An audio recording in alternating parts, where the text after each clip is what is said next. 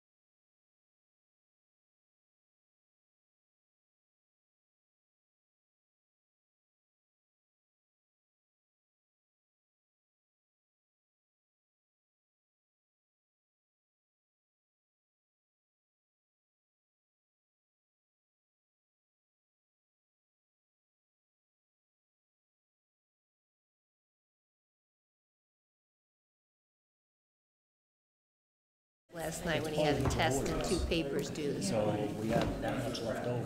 I don't know if there were a lot of change orders or. Yeah.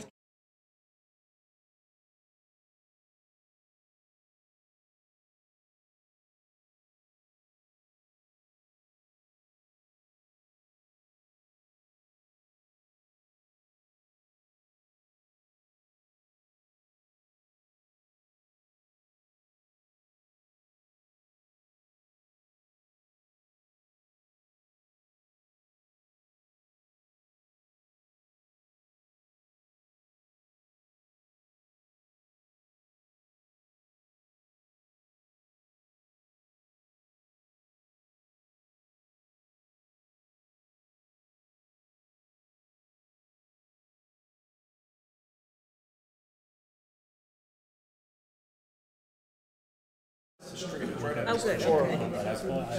Oh, that's right. I'm sorry. Perfect. Oh, that's good.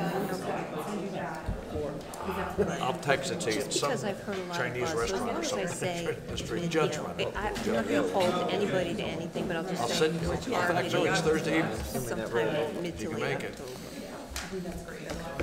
Because I don't really have anything, because environmental we didn't meet, so. So this urban, Good evening. The September 17th, 2018 agenda meeting of the Milltown Borough Council will now come to order. Will the clerk please call roll? Council President Dixon? present. Councilman Farkas? Here. Councilman Kerber? Present. Councilman Legati? Yeah. Councilman Mayor? Here. Councilman Revelinsky? Here. Mr. Mayor, we have 6 present. Thank you. Will the clerk please read the meeting statement? Let the minutes reflect that adequate notice of the holding of this regular business meeting of the Borough Council was provided by the adoption of resolution and the posting, filing, forwarding of a copy of the same to the official borough newspapers, Home News Tribune, and Star Ledger Publishing Companies on September 8, 2018. Public participation in this meeting will be permitted during public hearings and after the agenda of scheduled matters has been completed. Thank you. Please rise for a moment of silence, followed by a salute to our nation's flag. Pledge allegiance to the flag of the United States of America, and to the republic for which it stands, one nation, under God, indivisible, with liberty and justice for all.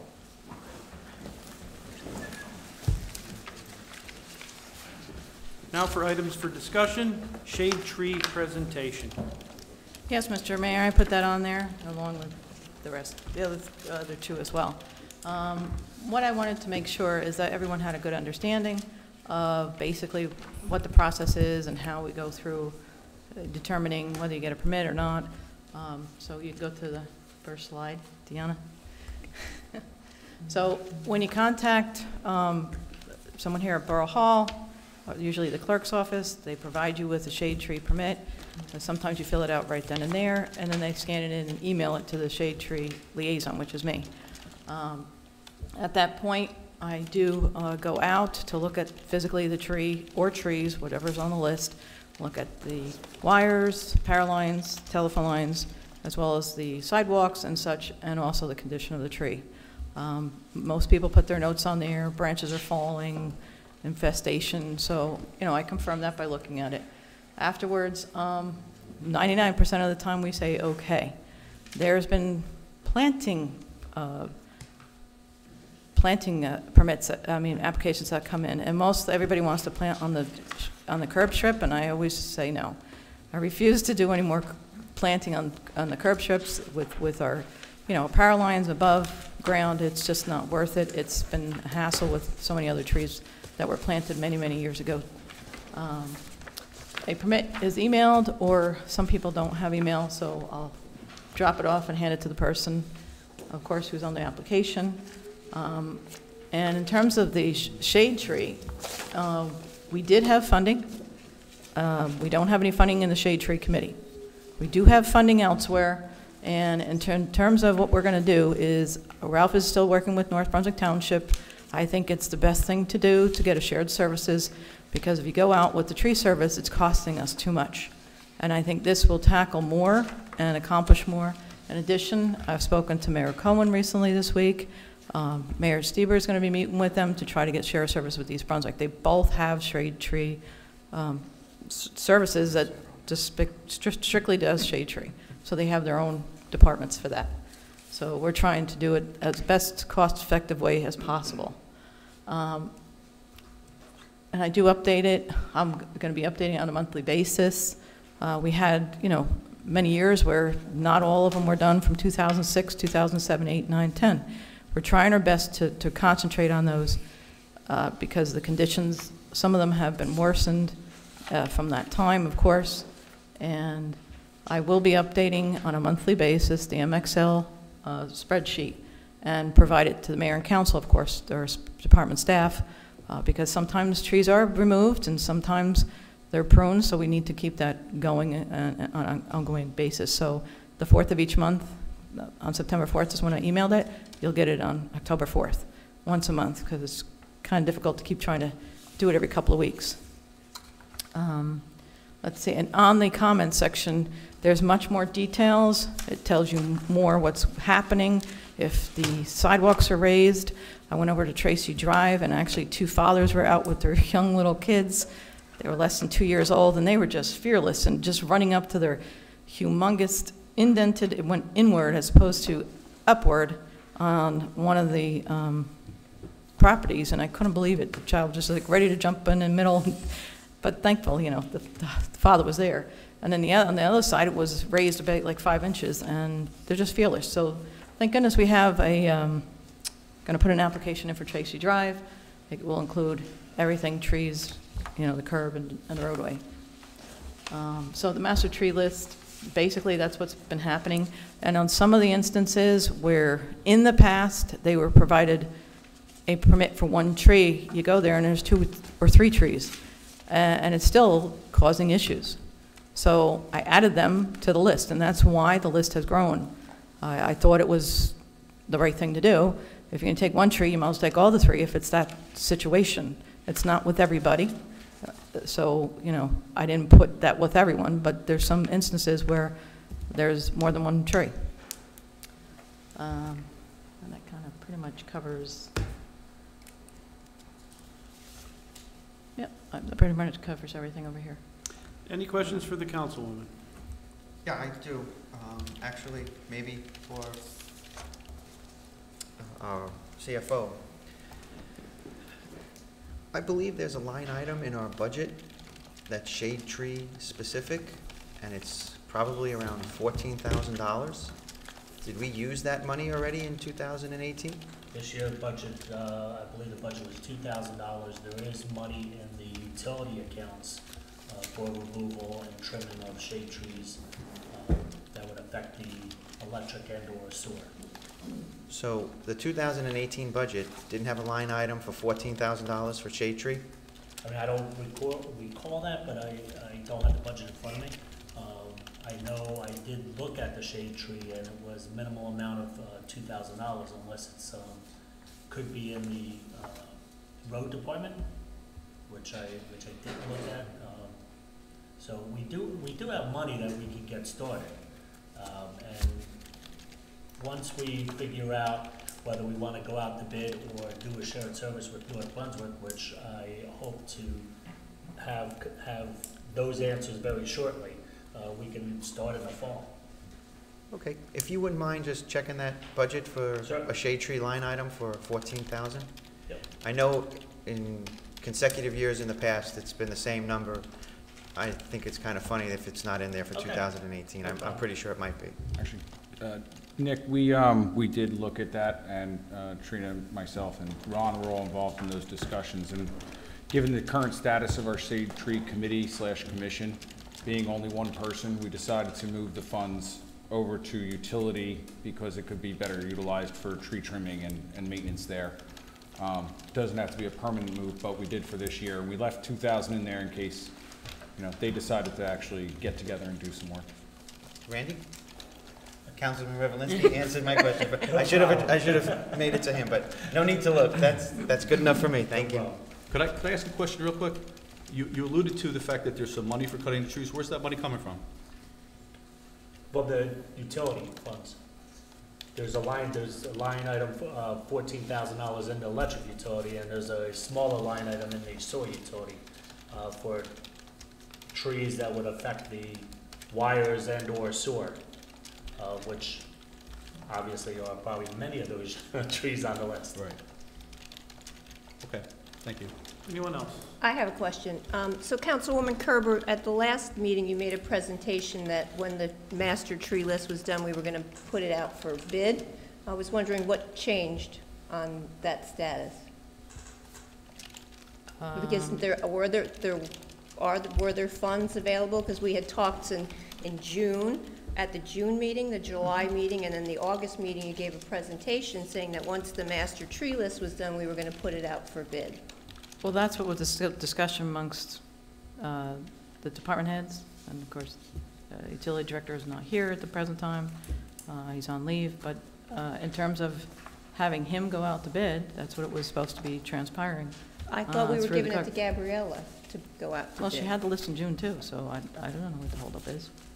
Even if I update it each and every month, and it's as updated as can be, then the department heads take the opportunity to make sure that they discuss it with everyone and get it out to bid. Okay, so then I guess as you're the liaison to the Shade Tree Committee, if I have a tree on this list, I'd like to hear what the plan is for addressing the trees in the borough of Milltown. Do we have money set aside? What's the expectation for the borough of Milltown to tackle this list with 247 trees on it? What my goal is to let everyone discuss things, work on the shared services agreement, because if you go outside like we've been doing, we get less trees removed. And in some instances, they're worse off now. You can drive on North Main Street and see half-dead, trees. They're getting to become a hazard. We still got the winter to come. I don't know if there's going to be ice storms. Hopefully not. We've looked out since 2014 with minimal trees falling down. I'm not meteorologist. I don't know if something else is going to worsen the conditions. But each time that we have a storm, each time we have wind storms or ice storms, it worsens the conditions. Exactly. So we've been talking about this right. since January. What's the holdup? Why aren't we pulling the trigger to get work done on these? Well, it takes time when you're talking to other municipalities to try. That just happened in the last couple of weeks. We've been talking at the June meeting, the July meeting, and August, and actually Mayor Stieber brought it up when I joined in January. Now, I guess if you have this... Well, we can't bond for this because it's a maintenance issue. I'm aware of that. So Okay. I would say then, do we have a plan of where we are getting the funds for these? Well, the utility department, if it's in the trees that are in the wires, and it's gas lines and power, water lines, of course, then we will take that funding and look at the list to make sure those come down through the shared services agreement. Do we need as a council to sit together and come up with a way to put the money together to get this done? Because I think if I were on this list since 2004, or if I had $20,000 or $30,000 worth of damage to my sewer line because the borough didn't get to my tree, I would be annoyed. Alternatively, with the winter storms coming, if it brings down power lines and we have to call an emergency crew, that's going to cost the borough money. So I guess, why haven't we been addressing this? We said, okay, we're going to wait till we have the master list, then we're going to put it out to bid. Now we have the master list, now we're not putting out to bid, we're going to see about shared services, which is great, I'm all for that. However, how long is that going to take? Because we have people on here, the oldest one is from 2004, and it says remove. And I appreciate all the work that you did to go out and check it. And now I'm saying that we have this list, what do we need to do as a council to finally address this issue? Well, you know, in 2011, 2012, 2013, 2014, and 2016, we had a Democratic liaison handle list. What does that have to do So with anything? what the heck, no, but you're concerned about the could you go back to the 2006, previous slide, 2007, please? 2008, 2009, those 5 years, and plus the years I've had them, I've tried to reduce it With all due from that respect, far back. Councilwoman, it doesn't have anything to do with politics. The person that has That's not what you told me. $30,000 worth of sewer damage doesn't care whether it's all Democrats That's or right. all That's Republicans. right. They want it fixed. And I was asking for what can all of us as a council do to address the tree issue. So I don't care Then let's whether, wait for the discussions and the a agreements clown and was then on move it forward for the from there. last 5 That's what years. I'm waiting for. Excuse me. That's what I've said. Can I'm I not, make a recommendation? No, we're having a discussion there. Yes, I have to have some input here, because I was in charge of that list while Councilwoman Kerber has addressed it. Now I'm going to respond to it. During the time that I had that list, I was once part of Shade Tree Commission and twice part of this council. I had gotten over 80 trees and stumps along with them taken down.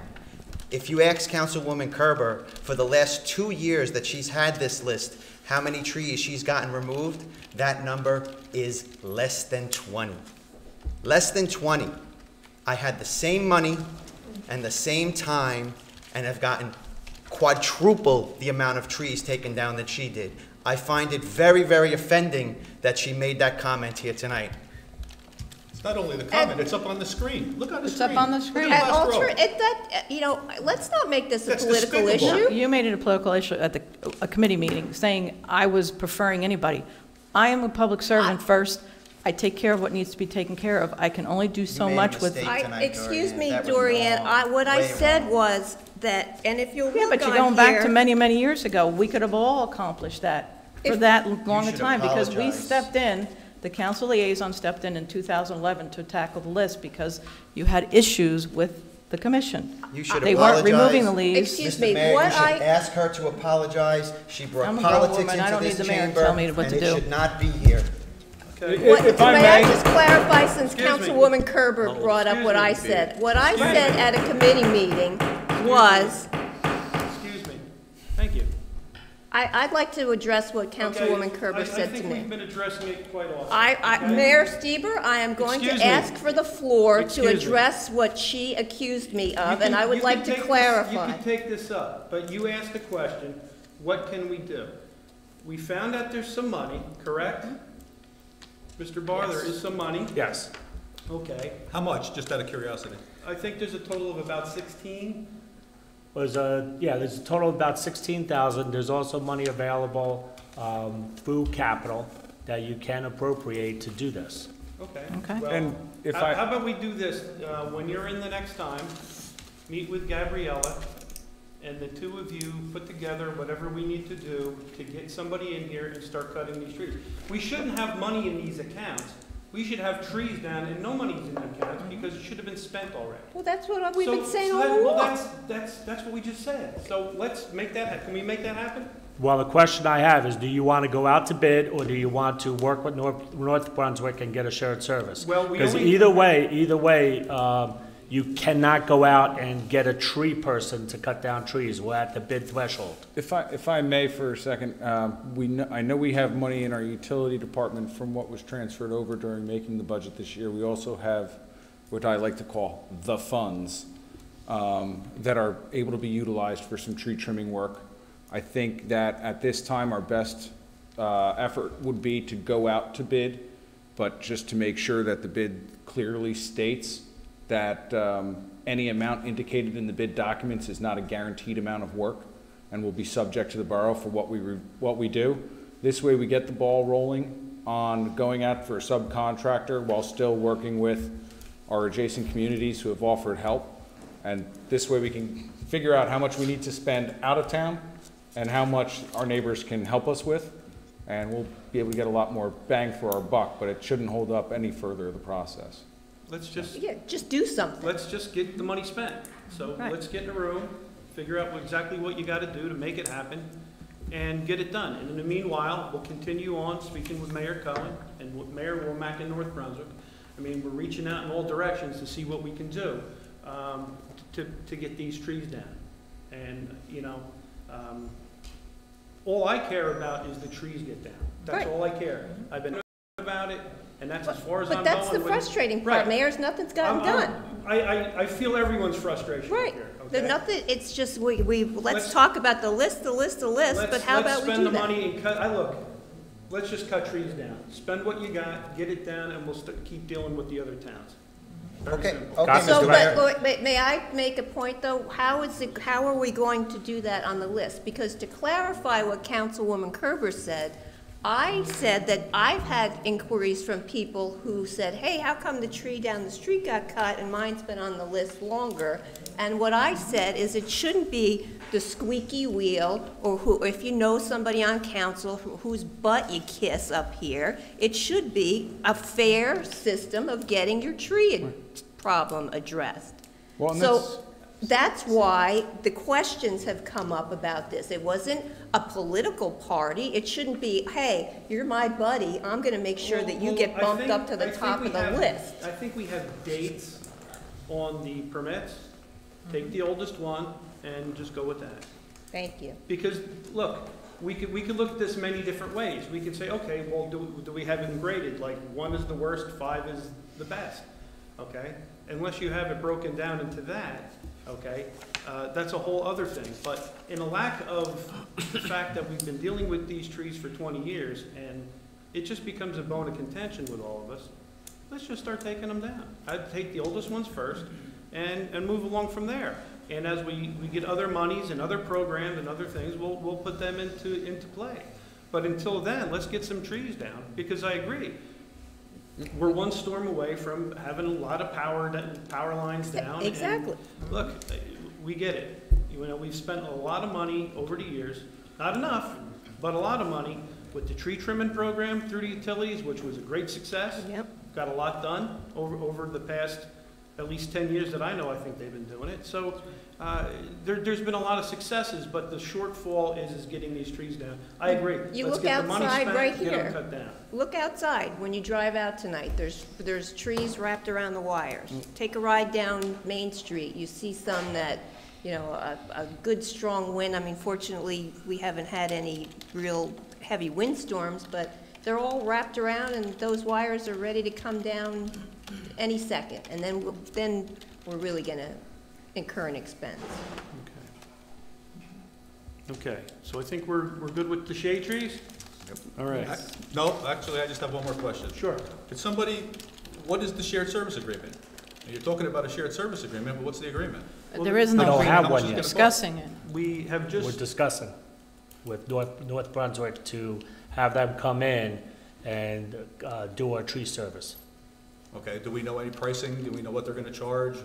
That's- How the rate structure is? That's what the next step will be, to sit down and get the details. Okay. we need to have our utilities and public works guys all get No, together I and understand. hash it all out. That's fine. Just one more point. If you look at in the code book, under the ordinance that creates the Shade Tree Commission, it says in the ordinance that trees that affect sewer lines are not to be cut down. there's other alternatives to use to take care of those sewer problems. You could rotor them, but it does come back. But there's a thing called Duke's root, and I think we use that in town. The utility department uses that, and I think it's a cheaper alternative to killing a tree, and I think it lasts for quite a few years if it's treated that way. So that might be something that could save the borough some money just by applying Duke's root to the sewer lines. Is that something that they pour in through like the clean out or something, Randy? Yep.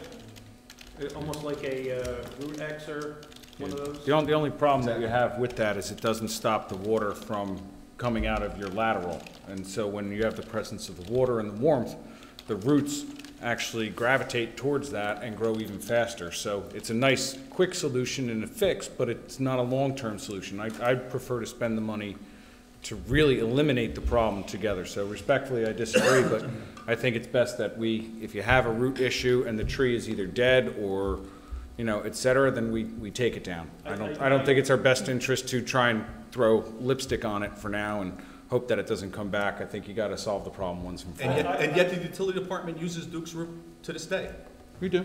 Okay. Yeah, when a resident has a clog and we need to take care of it, we do, because the cost of doing so can be extensive, especially when you're dealing with the number of sewers that we have in town.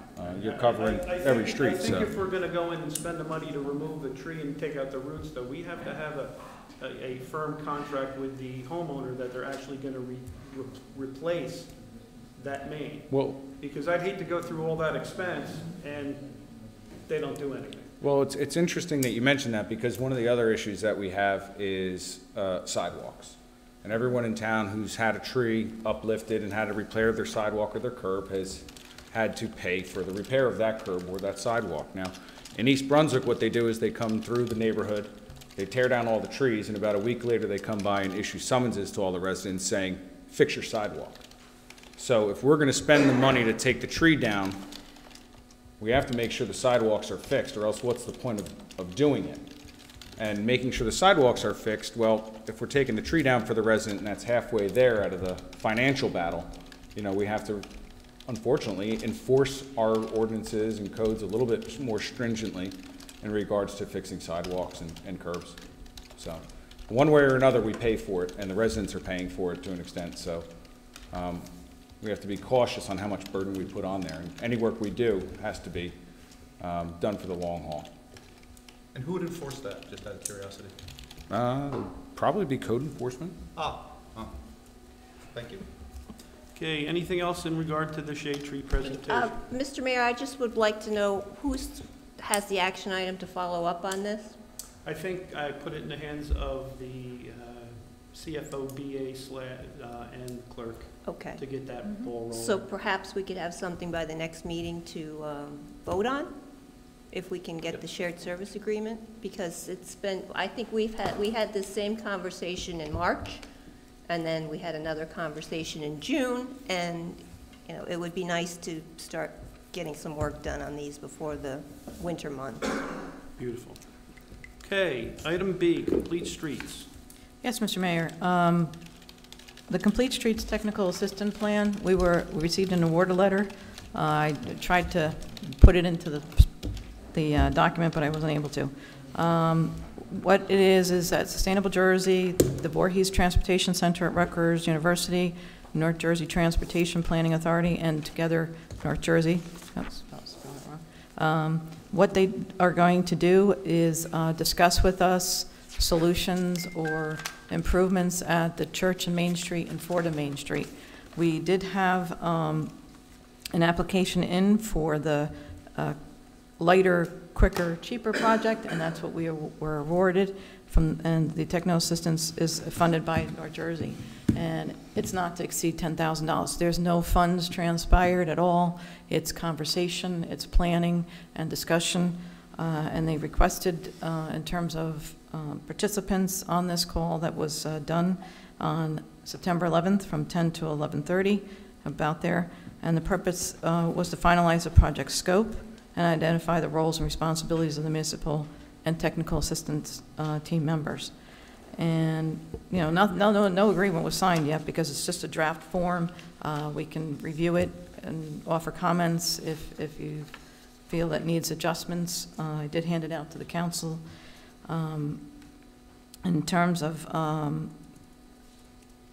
it would involve the municipal staff, as well as stakeholders, the engineer, myself. I did sign up the entire PS committee, Public Safety Committee, and we would go forth and plan these areas. It would be discussion. They will have ability to do like a mock setup, whatever's determined, to see if it will work.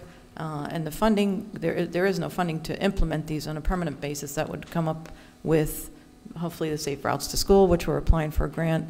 And thank you for approving that application to put in. That's due tomorrow. But we would have to find the funding if we're going to implement anything. But they do a temporary mock-up to see how, get input from anyone in town, residents, businesses, on whatever they think that we've implemented might work. Basically what it does is it gives us the opportunity to provide safe access for all users by designing and operating a comprehensive integrated multimodal network of transportation, meaning walking, vehicle traffic, bicyclists. It's to make it safety for pedestrians as well. It's good for non-drivers, also people that use the ADA, that are mobility challenged, and even if that might be part of the planning, I'm not sure if all of Main Street was done with ADA, but that might be something they will recommend. So these meetings are going to be held via telephone calls during regular business hours, and we have the DPW staff, the police, the Milltown Public Schools, United Way. They're all interested in knowing what's going to be going on and help out with the discussions. And what they do is they provide a recommendation, we review it, we discuss it, and if the committee wants to go forth, and the group team wants to go forth, then they would do like a mock setup to introduce that kind of thing. But they'd want to do surveys, they're doing data research as well. So this is what's part of the whole program. So I guess what you're looking for, Councilwoman, is that the council review the sheets and give you any input they may have. Yes, that would be helpful. Okay. Any questions for the councilwoman? No questions, Mr. Mayor, but this program is all for making the town safer, and everyone is on board with that. I've had discussions with the police chief. He's willing to give whatever resources that are needed to help out with this particular project. If it means a police officer to count some cars one day a week, he's willing to do that for us. He's willing to get the input of the crossing guards that are at those intersections, and in essence, we will relay that to the whole team that Dorianne has mentioned in here, and we'll make recommendations. I don't think this is meant, if it turns out that it makes things more confusing, there's just mock-up stuff, there's nothing permanent done, that's the thing that the chief and I want to stay away from, is to make our streets more confusing for pedestrians and drivers. This study and this program will tell us that as well. So it's a pretty good thing. I hope everybody reads this and gets on board, and just let Dorianne know if you have any questions. Just one question. I see one of the sites, Main Street and Ford Avenue. Correct. What would be proposed to happen there? Well, we haven't begun discussions. That's what the whole, once we approve this, then they'll set up a whole schedule, and then that's what those meetings, the conference calls, will be about, and then they'll have some site visits as well, and then we'll discuss all that. And of course, everyone's input will be, will matter. So, I'll keep you posted on everything. Whatever I received, any minutes, you can review them, and if you have any suggestions or recommendations, you can certainly provide them. Okay, well, the only thing, Mike, correct me if I'm wrong, but isn't Main Street and Ford Avenue part of the Ford Avenue development? Yes, it is. One of the conditions of approval is that the traffic signal be installed. Okay, no sense in throwing away good money there. It's getting fixed already. Thank you. Okay. Dorian, is there a cost associated with this? It's one of the questions I had written down, but, No, no cost at all. okay. And is there a time frame anticipated for They how put in long it here would take like. to do the oh. study and when they'd get back to us? They say like 3 months, but depending upon, it might be a little bit longer. Rich, just so you know, there's absolutely no cost, but if it's determined that the recommendation to council is that we need to implement something permanent, that's on us. Right, right. Right, but we can incorporate that into any other plans that are existing as opposed to just going out on our own and doing it for Correct. nothing, yeah. Any other questions? I didn't, well, one thing that personal pet peeve of mine, and Washington Avenue at the, I'm sorry. Post office? Post office, thank you. A dangerous crossing area. There's some shrubs there at the, behind the lion where it makes it difficult to kind of see if you're in a car and not a higher vehicle, to see the oncoming traffic. And I know as a kid, I always used that as the shortcut. I never went up to Maine and Washington. I'd like to see that on here as well, especially if we could get those flashing crosswalk signals. I think that's a commonly used one. The residents have basically declared it a crosswalk. So let's go with the flow and make sure that's safe. Okay, Milltown Day, October 6th, rain date, October 7th. Yes, Milltown Day is October 6th, rain date October 7th. You can go to the next. Any questions? And basically, we have quite a few new sponsors, Bites and Bowls, of course, CME and Associates, Graybill Home for Funerals, some of the other ones, Home Depot, Masons provided. There's several other businesses that also provided donation on top of being a vendor. We have borough departments, the DPW, the rec, lease, OEM, Office on Aging and Seniors. We also have sports injuries. That's Robert Wood Johnson, Barnabas Health. They'll be attending. St. Peter's University Hospital will be doing the blood sugar and blood pressure screenings, along with the Milltown Lions Club for the vision screenings. And we have several non-profits that keep still growing. St. Paul's, the churches, United Methodist, of course the Boy Scouts, Girl Scouts, Middlesex County 4-H, the list keeps growing. So we do have some of the events that are going to be happening, laser tag. We have a couple of major food vendors, mostly snack vendors.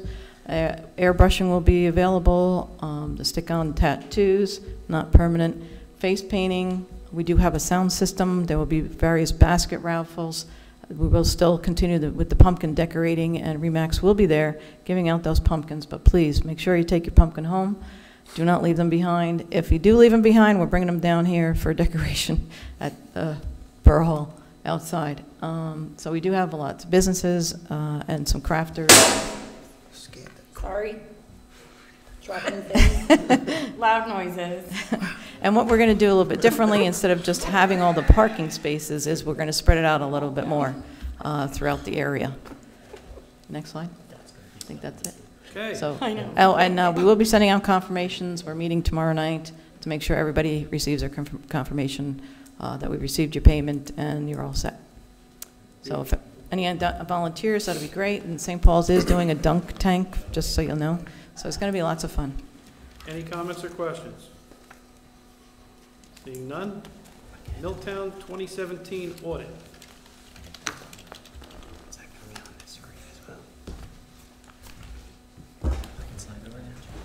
All of you should have a copy of the audit, probably got it last week, so I don't expect you to have read through the 600 and some odd pages yet. But just a summary of the audit, it's a very good audit.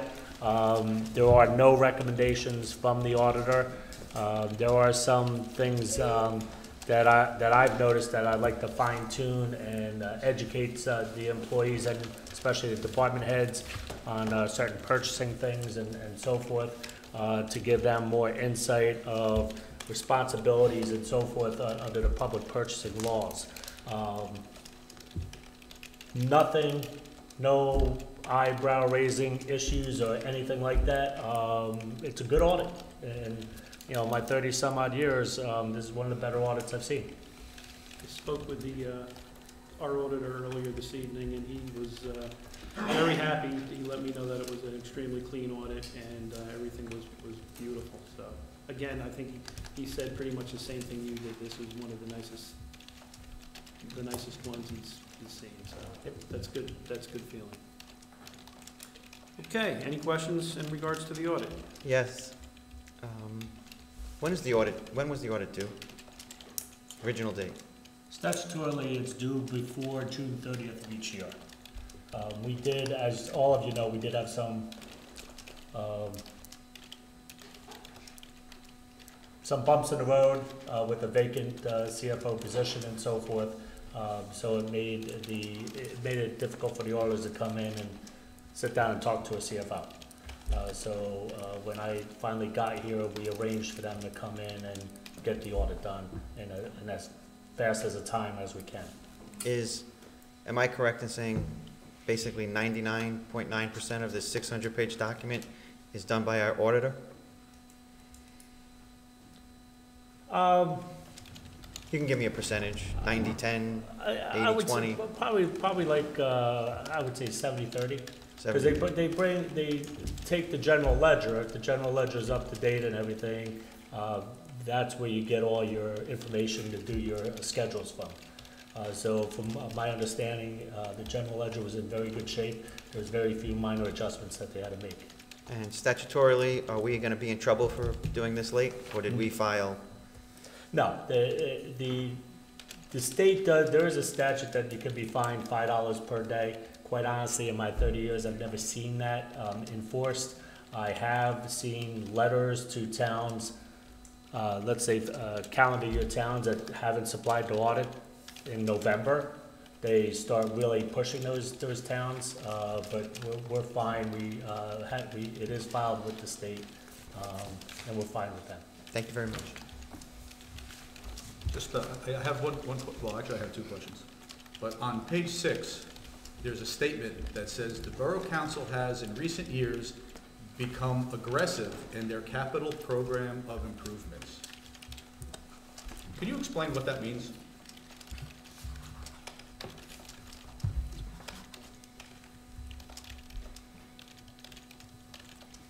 What area is it in the beginning. Prospects of the future?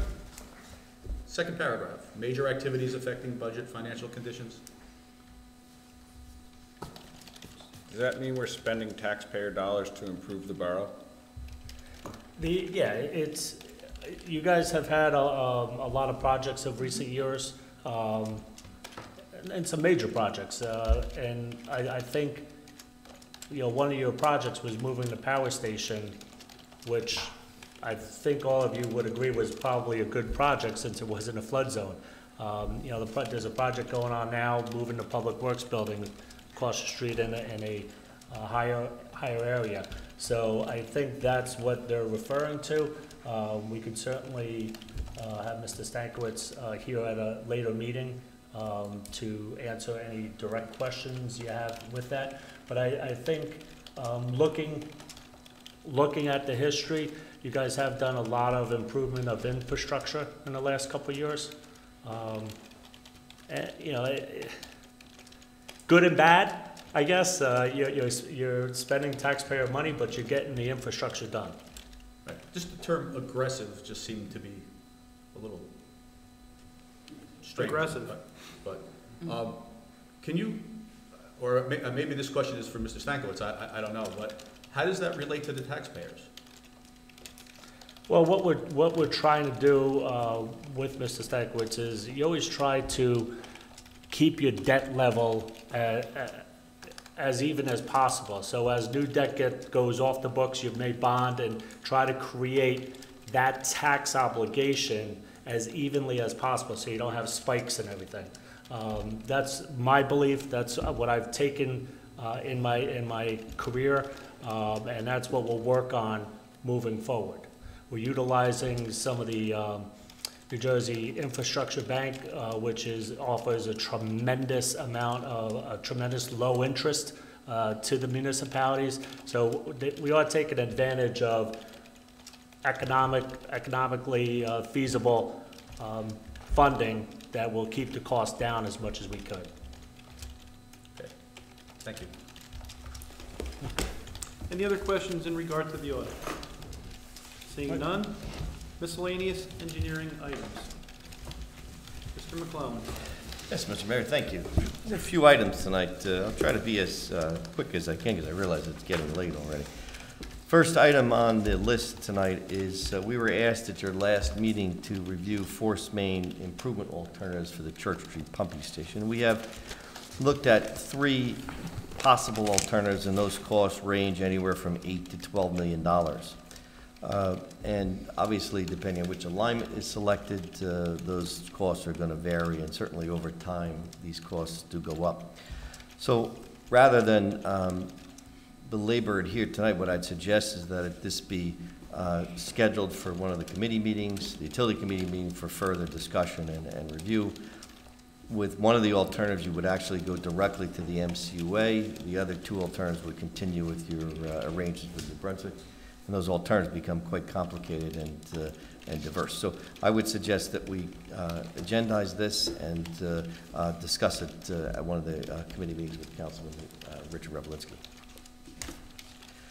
Second on our list was also utilities. As you may remember, some months ago we were asked to work with the contractor on the substation project during the final commissioning of the new substation in order to determine what a cost would be to demolish the old substation. And this is the brick structure which is out in the back of the Public Works parking lot here. And essentially what that demolition is, so that we can be very clear, the building would be taken down to the bottom slab. Now that building has a lot of history without going through a lot of detail and taking a lot of your time. But as you go in the building, you go up the stairs and down the stairs. So the floor slab is very close to what is the approximate ground. And our recommendation is that you do not take that floor slab out, that you only take the building above that out. And that on one wall, you retain the back wall of the substation. Because what you have there is an area which is basically a crib. And that's intended to hold the transformers that's been there for years. And that crib is important when you store old transformers and the transformers you had. So our recommendation is that crib stay. The transformers inside would be removed, and the steel supports and structural steel would all be cut down. So essentially what you'd have there is just a flat area which will be utilized to continue for what the storage of your transformers are. Some of the poles adjacent to the substation would be taken down.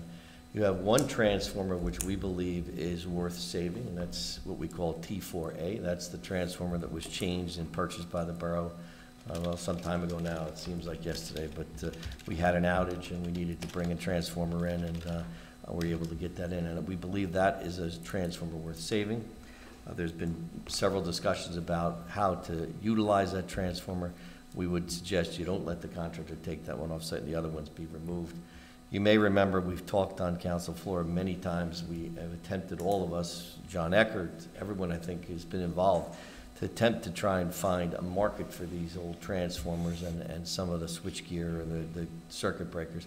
Unfortunately, to no avail. Even the contractor for the borough's substation has attempted and has had not a lot of success.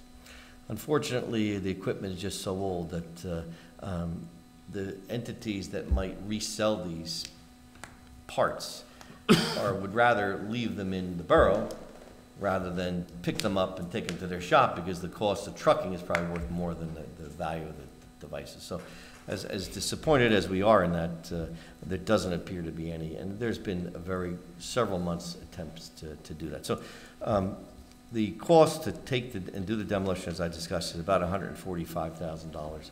It is less than I thought it was going to be, to tell you the truth. Now, this includes no contamination. The building basically is believed to be brick and mortar. There's been never any tests to determine there's any contamination. We don't believe there is any.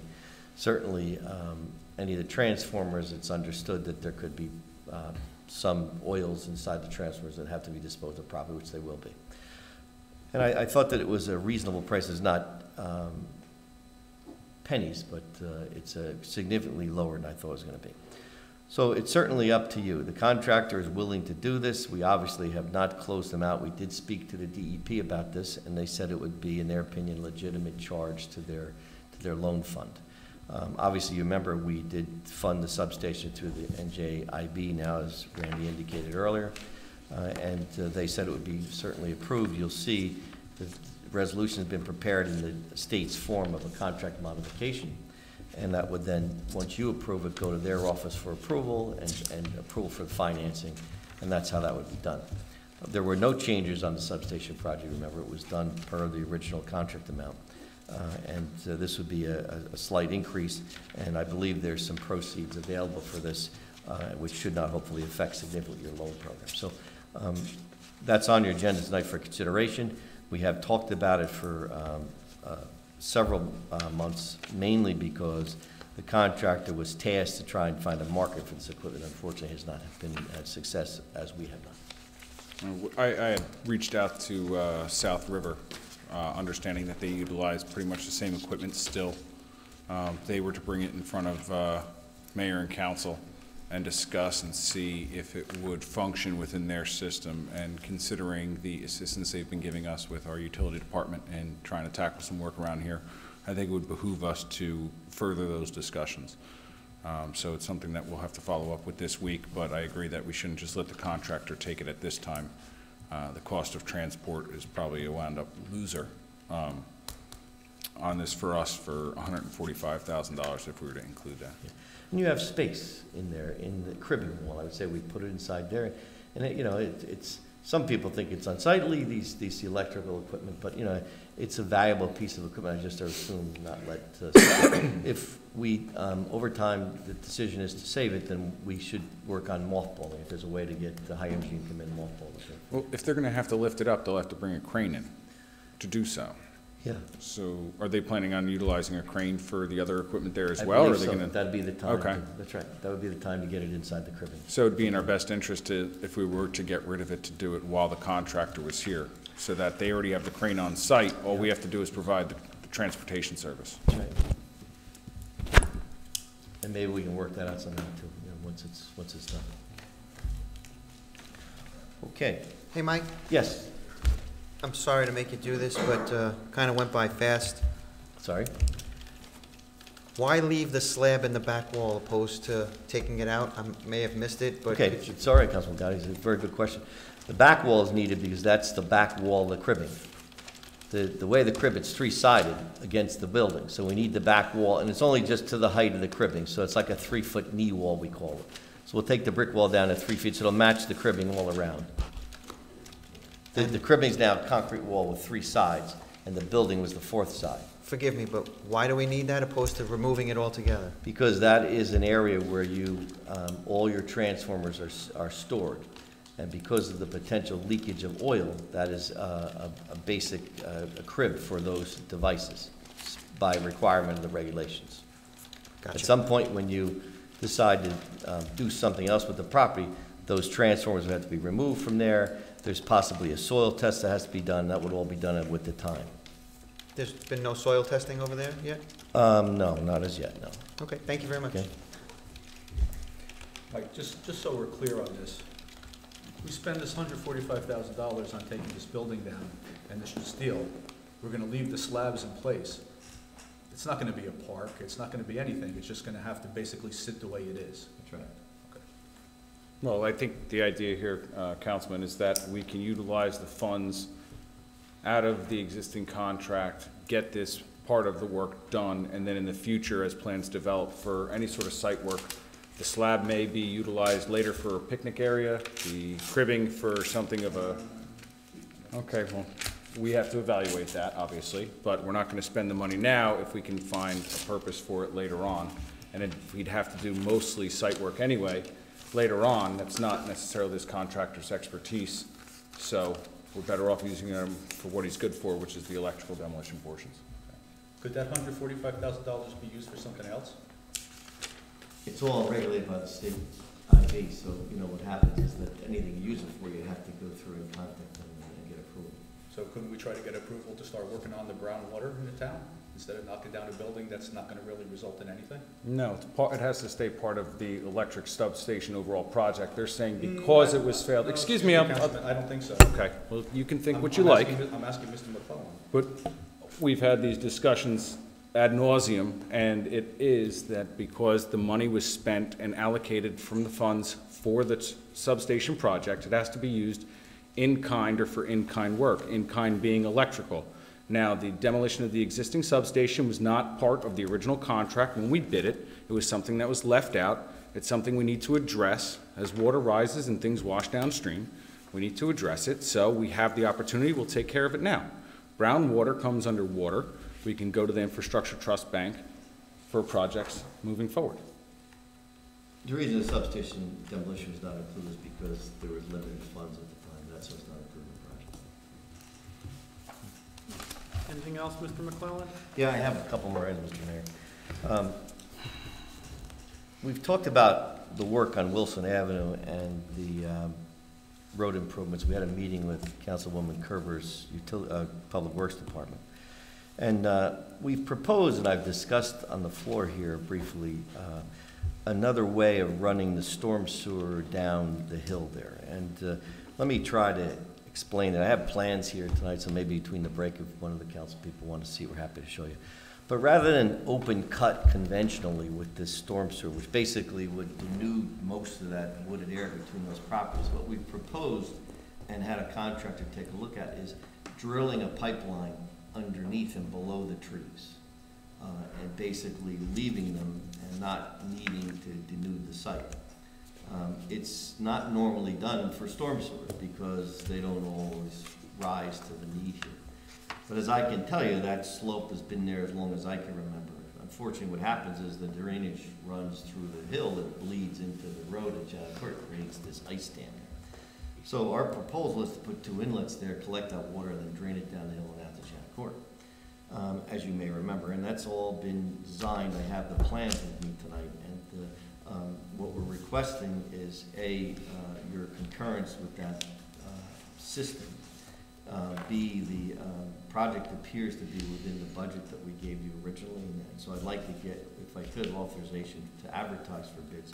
We have a deadline with this award to the end of November, so there's time, but I'm coming to you early for a change, I should say, so I'm happy to report that, but there's some things that need to be. One thing that the contractor suggested we do is to take a boring or 2 out there to determine that there's no rock. One thing that's interesting with this site, if you take a look at the elevation of Wilson and the elevation of Janet, there's a significant difference in grade. And believe it or not, in Milltown, you do have rock outcrops. So we don't want to wind up coming with this idea and then find out you're going to hit rock when you're drilling through. So we don't think you're going to, but so the need is to do a boring. That's what we recommended you do. But the good news is that the reason that this makes so much sense here, it's not a very long run. You can clean it with your sewage cleaning equipment because of the fact that it's not anything less than 300 feet. And it saves you from having to take all those trees down. And life as they know it, those folks, will not be changed. Now, could the trees die with the pipe underneath? It's fairly deep. There's always that possibility, but it's generally not going to happen. So what our recommendation is you consider this, and it appears that it does not increase the cost of it, but I think the benefit is significant. It was just an idea. We do it with sewer and water projects quite a bit. We drill pipelines all different kinds of places, and this would be what's called a directional drill, and that's how we would have it done. The pipe is basically a high-density polyethylene, which is a very good plastic pipe. We use it under rivers. We've driven them under Parkway before, and we've used it successfully. I wouldn't recommend it if it wasn't. The pipe is interesting. It comes in different lengths, but because of just straight trucking, you have to weld it together almost. It's a welding process, and so there's no joints in it, which can cause problems with solids collecting. So one of the things we're considering is some type of filter method suggested by Councilor Revelinsky, actually, to try and prevent wood and tree debris from getting inside it. We're looking at that now. So, but it would be something that would be a little unique, something is not normally used for storm sewer. Don't fear the concern. This pipe has got a very long life to it, probably as long as concrete, if not longer. So that's basically what the story is on Wilson. We have phases, I guess it's phases 2 and 3. These are included in it. And this would basically complete the work. We finish the work on Wilson, and then the storm sewer goes down the hill, and we actually pipe all the way to Janet Court. If you were standing with your back towards Wilson, it's all the way to the right, there's one set of storm sewer discharges to the brook, and that's the one we're connecting into. So it's some work on Janet, there's gonna be some sidewalk and curb on Janet, which is a result of the work, which actually is needed to be done. There's some trees there that have been a problem for a long time, so all that would get done with this project also, so on the one side of the road. So I think it has come a long way, and we're pleased to report that we're within budget, and we request all to advertise, always concur with this process. And it was presented at the meeting. Out of curiosity, what is the November deadline that you mentioned? This is funded from the Department of Transportation, Trust Fund Authority Act is what the DOT calls it, similar to the NJIB they call it. But it's a 1984 program that's been on for a long time. And this is the program you submit twice, actually once a year. This is going on twice a year. We're going to talk about it later on. There's another program coming up. So this is not fully funded by NJDOT, but a lot of this project is funded by 2 or 3 grants from NJDOT. Right, the typical annual submissions to the DOT and into the bank, and then they find out which ones they're willing to fund and for how much. That's right. So at this point, you're looking for authorization to submit basically the design as it is, if not a few more tweaks, to DOT. To DOT. Okay, because it's storm. Once they get it, then it gives, okay, we'll advertise for bid. The reason I'm asking the authority to advertise tonight is because of the essence, with the meeting schedule, I'm not sure what meetings we're gonna have, and I wanna make sure that we've got these on the streets and get the work done by November. Okay. And date, November 23rd. for award. Okay. For award? For award. So we've already been granted the funds basically from the bank. Okay, and they're gonna pull them back if we don't award by November 23rd. Well, that's the concern.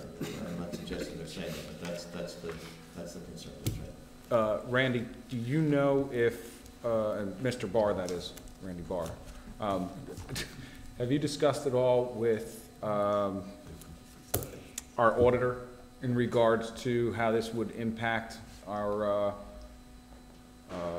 debt service? I know several months ago he discussed us reaching essentially a plateau with the project across the street until 2028, or you'll have to forgive me, I forget the exact year, but do you know if this project and the anticipated amount is already encompassed in the audit that was provided? I just wrote myself a note to reach out to him to talk to him about that. So. Please do, because I'd like to know if it's going to increase our debt service at all. These ordinances are already adopted. They're on the books already. You've basically authorized to proceed, authorized for the design, and then the money is encumbered for design, obviously, not for construction. So it's well underway for some time. And what portion is the state funding out of the monies we have? They will pay 100%. What they don't pay is a portion of the engineering, but I think lately they've changed their position on that side. I mean, to the extent we can get it all covered within the grant, we're going to try. What's different on this case is you've got multiple grants, and that's what's helping you. But there is some potential you're going to have some contribution. We're trying to get most of the funding with DOT.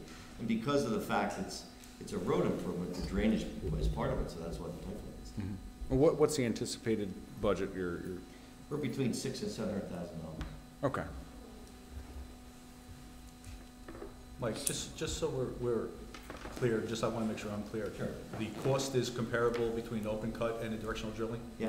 In fact, I wouldn't hold me to this, but it even shows a little less, but I think that because of the unknown cost, the bidders have to come in with the drill, it's actually similar.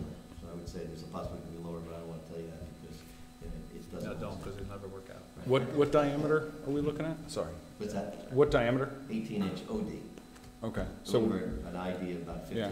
So without rock, probably about $200 and something a foot, as opposed to an open trench of $100 a foot, plus working on a slope. We're hoping, Calbrillas, yes, we're hoping. The open cut, the problem there is we cut the trees down, and then trying to get those trees to reestablish is the problem. The residents will never be wooded. I mean, it'll take years to get the woods there. That's why I think it makes sense to do this. We're not even going to be there. Now, there's an easement needed, which the borough attorney is in the process of working on. No matter whether we open cut it or we do the drill, as you know, Councilor Linsky, and Randy, you also, if we drill this still never know we've been there. So, and the easement need is smaller. And I go to open cut, I'm gonna need 40, 50 feet in here. It's all gonna get diluted. And folks won't be happy no matter what we do. It's gonna take us years to stabilize it. So that's why we recommend it this weekend. Mike, with that particular project, I have one question. The signage that is up there on Wilson Avenue, how long does it have to stay there? Well, we usually leave them until we're asked to take them down. You know, we, How long has it been there? So it's moved. probably a year or so, I'd say. I think Nick's asking you, can we take it down? Message received. The job is not completely closed out. That's usually triggered also, but we will have it taken down. Because there's going to be another one up there pretty soon, so, phase 2. Can we get those smaller? You can get a small one. I mean, just, yeah. Is that it, Mike, or do we have anything in regards to lead services? On the lead services, I think just of a way of an update, we've been working with the DEP, and we continue to work with them in an effort to defer the requirements for installation of corrosion inhibitor. That's something that, as you may remember, you did pass your lead and copper tests recently, and we continue to implore the DEP to defer that and to basically buy you some time to go through and see if some folks change some lead services themselves. We understand there may be a new program out that allows the borough to initiate some of those costs, absorb some of those costs on the lead services. But we're waiting to see the details on it. I have 3 or 4 items. I'll try to go as quickly as I can. Public Works Complex and Firehouse, we have passing number 4 on the agenda tonight. Since our last meeting, there's been quite a bit of work done. The stormwater, the sanitary, the water on-site piping, the detention system are all substantially completed, and he's beginning to start the construction of the retaining walls, and that should be done. We're probably looking at 30 days to get the walls in.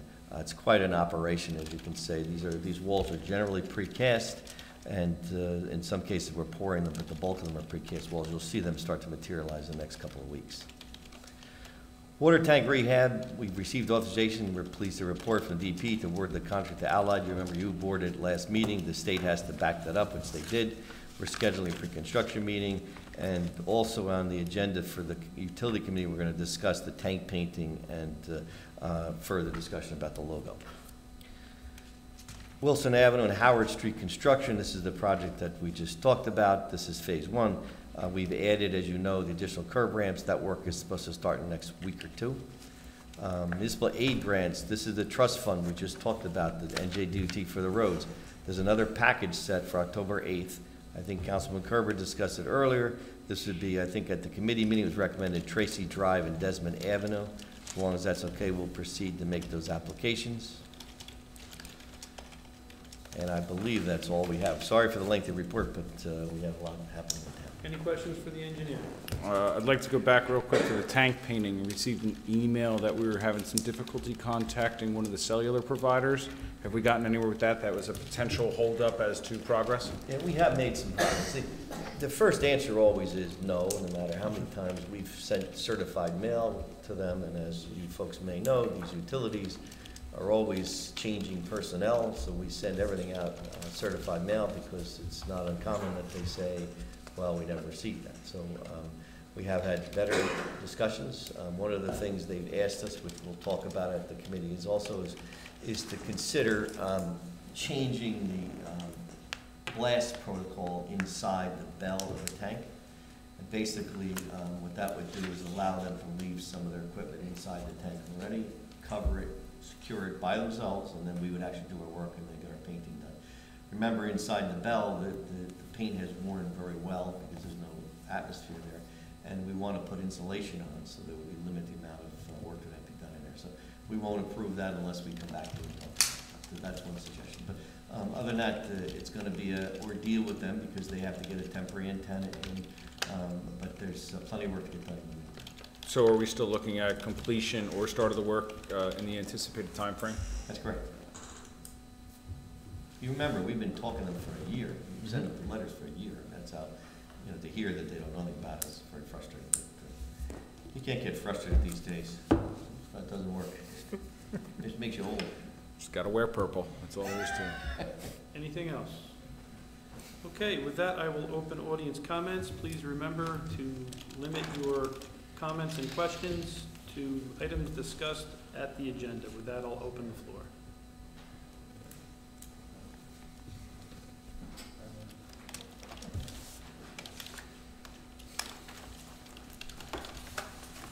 Lee Weisenberger, 99 JFK Drive. I'd just like to ask a little more on the shared services on the tree bit.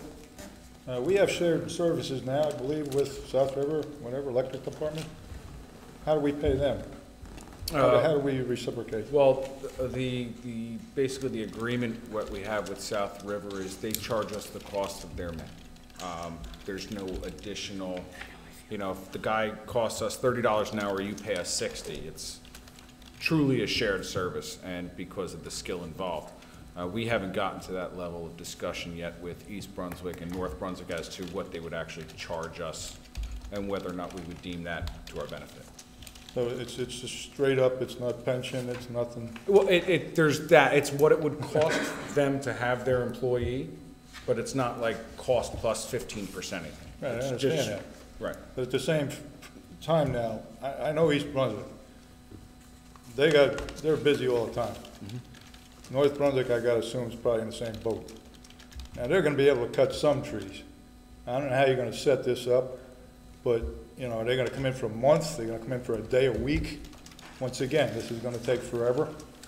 I'm just curious, what you're going in with, We're hoping to have things tidied up by the end of the year. Because like I said, a contractor, I understand it's gonna cost, but this has been going on forever, kicking it down the road.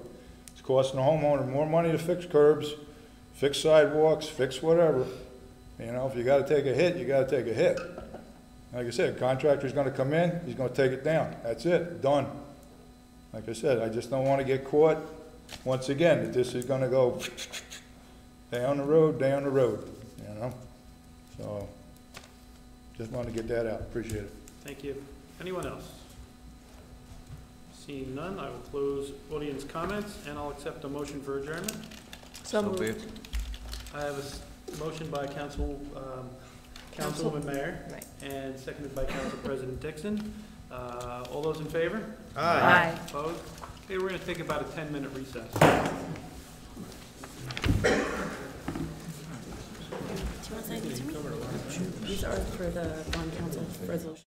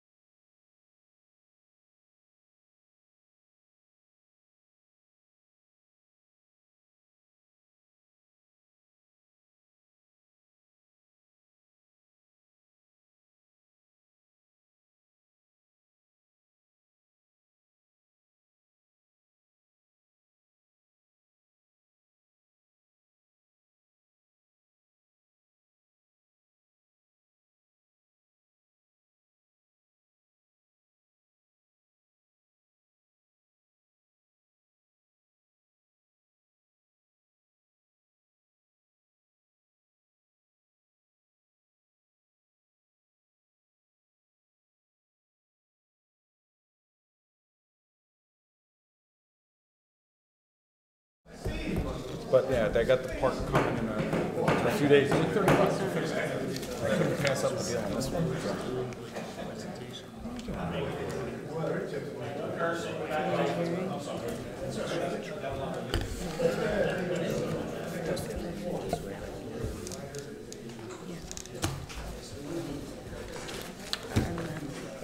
Are we ready?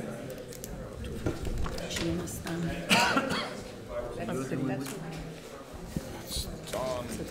of time. I don't think we're doing the other ones, because we did these. Good evening. The September 17th, 2018 regular meeting of the Milltown Borough Council will now come to order. Will the clerk please call the roll? Council President Dixon? Present. Councilman Farkas? Here. Councilwoman Kerber? Present. Councilman Legati? Here. Councilwoman Mayer? Here. Councilman Revelinsky? Here. Mr. Mayor, we have 6 present. Thank you. Will the clerk please read the meeting statement? Let the minutes reflect that adequate notice of the holding of this regular business meeting of the Borough Council was provided by the adoption of a resolution and the posting, filing, and forwarding of a copy of the same to the official borough newspapers, Home News Tribune, and Star Ledger Publishing Companies on September 8th, 2018. Public participation in this meeting will be permitted during public hearings and after the agenda of scheduled matters has been completed. Thank you. Please rise for a salute to our nation's flag. Pardon me, for a moment of silence followed by a salute to our nation's flag.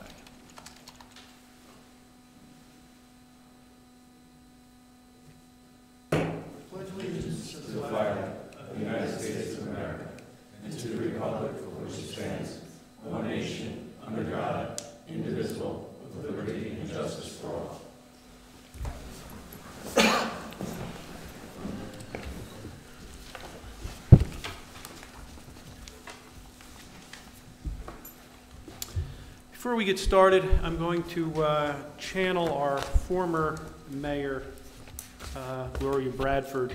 Usually this time of year, she would make a statement, and although I did not prepare one, I figured I'd kind of wing it real quick, very short.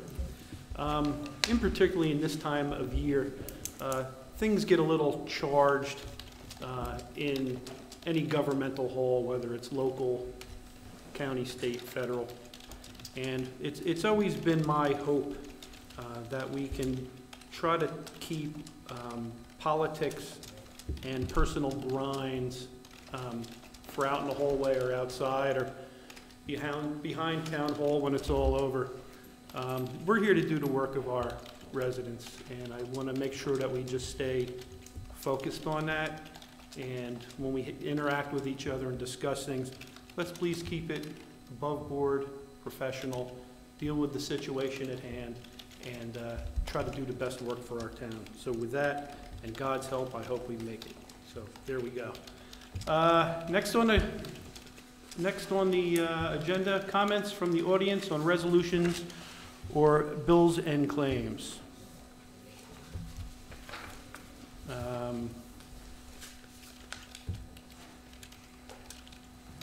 If anyone has comments or questions, please use the microphone in the center of the audience, center of the room.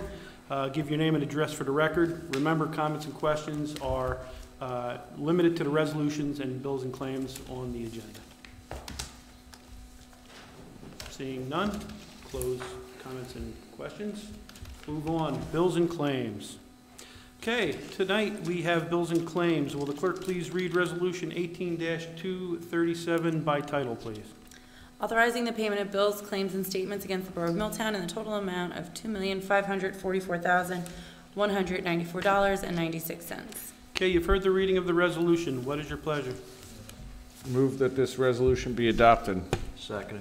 I have a motion by Councilman Revelinsky, seconded by Council President Dixon, that the resolution is adopted. Is there any discussion? Will the clerk please call the roll? Council President Dixon? Aye. Councilman Farkas? Aye. Councilwoman Kerber? Aye. Councilman Legati? Aye. Councilwoman Mayer? Aye. Councilman Revelinsky? Aye. Mr. Mayor, we have 6 ayes. So moved. Okay, next we have reports of standing committees and introduction to resolutions. A consent resolution has been prepared to cover the 20 resolutions listed on this evening's agenda. If any member of the council would like any of those resolutions acted upon individually, please give me the number of the resolution and it will be pulled from the consent resolution. Yes, 18-239 and 18-240. Hold on a second. 239, 239, No, 239, 240. 239, 240. Yes, thank you. 40. Any Yes- others? Yes, Mr. Mayor, 18,258. 258. 251, Mr. Mayor, please. 251. Yes, sir. Anything else? Okay. With that, I will ask the clerk to read the consent resolution, and that will be to pass all acceptings numbers 18-239, 240, 251, and 258. Ready? Whereas pursuant to the rules of council, the council may establish a consent agenda for any regular or special meeting, and whereas the Borough Clerk has posted a consent agenda for this meeting, now therefore be resolved by the Mayor and Borough Council of the Borough of Milltown, County of Middlesex, State of New Jersey, that the consent agenda previously prepared by the Borough Clerk be approved without the necessity of having the individual resolutions read by the Borough Clerk. Okay, you've heard the reading of this resolution. What is your pleasure? I move that this resolution be adopted. Second it.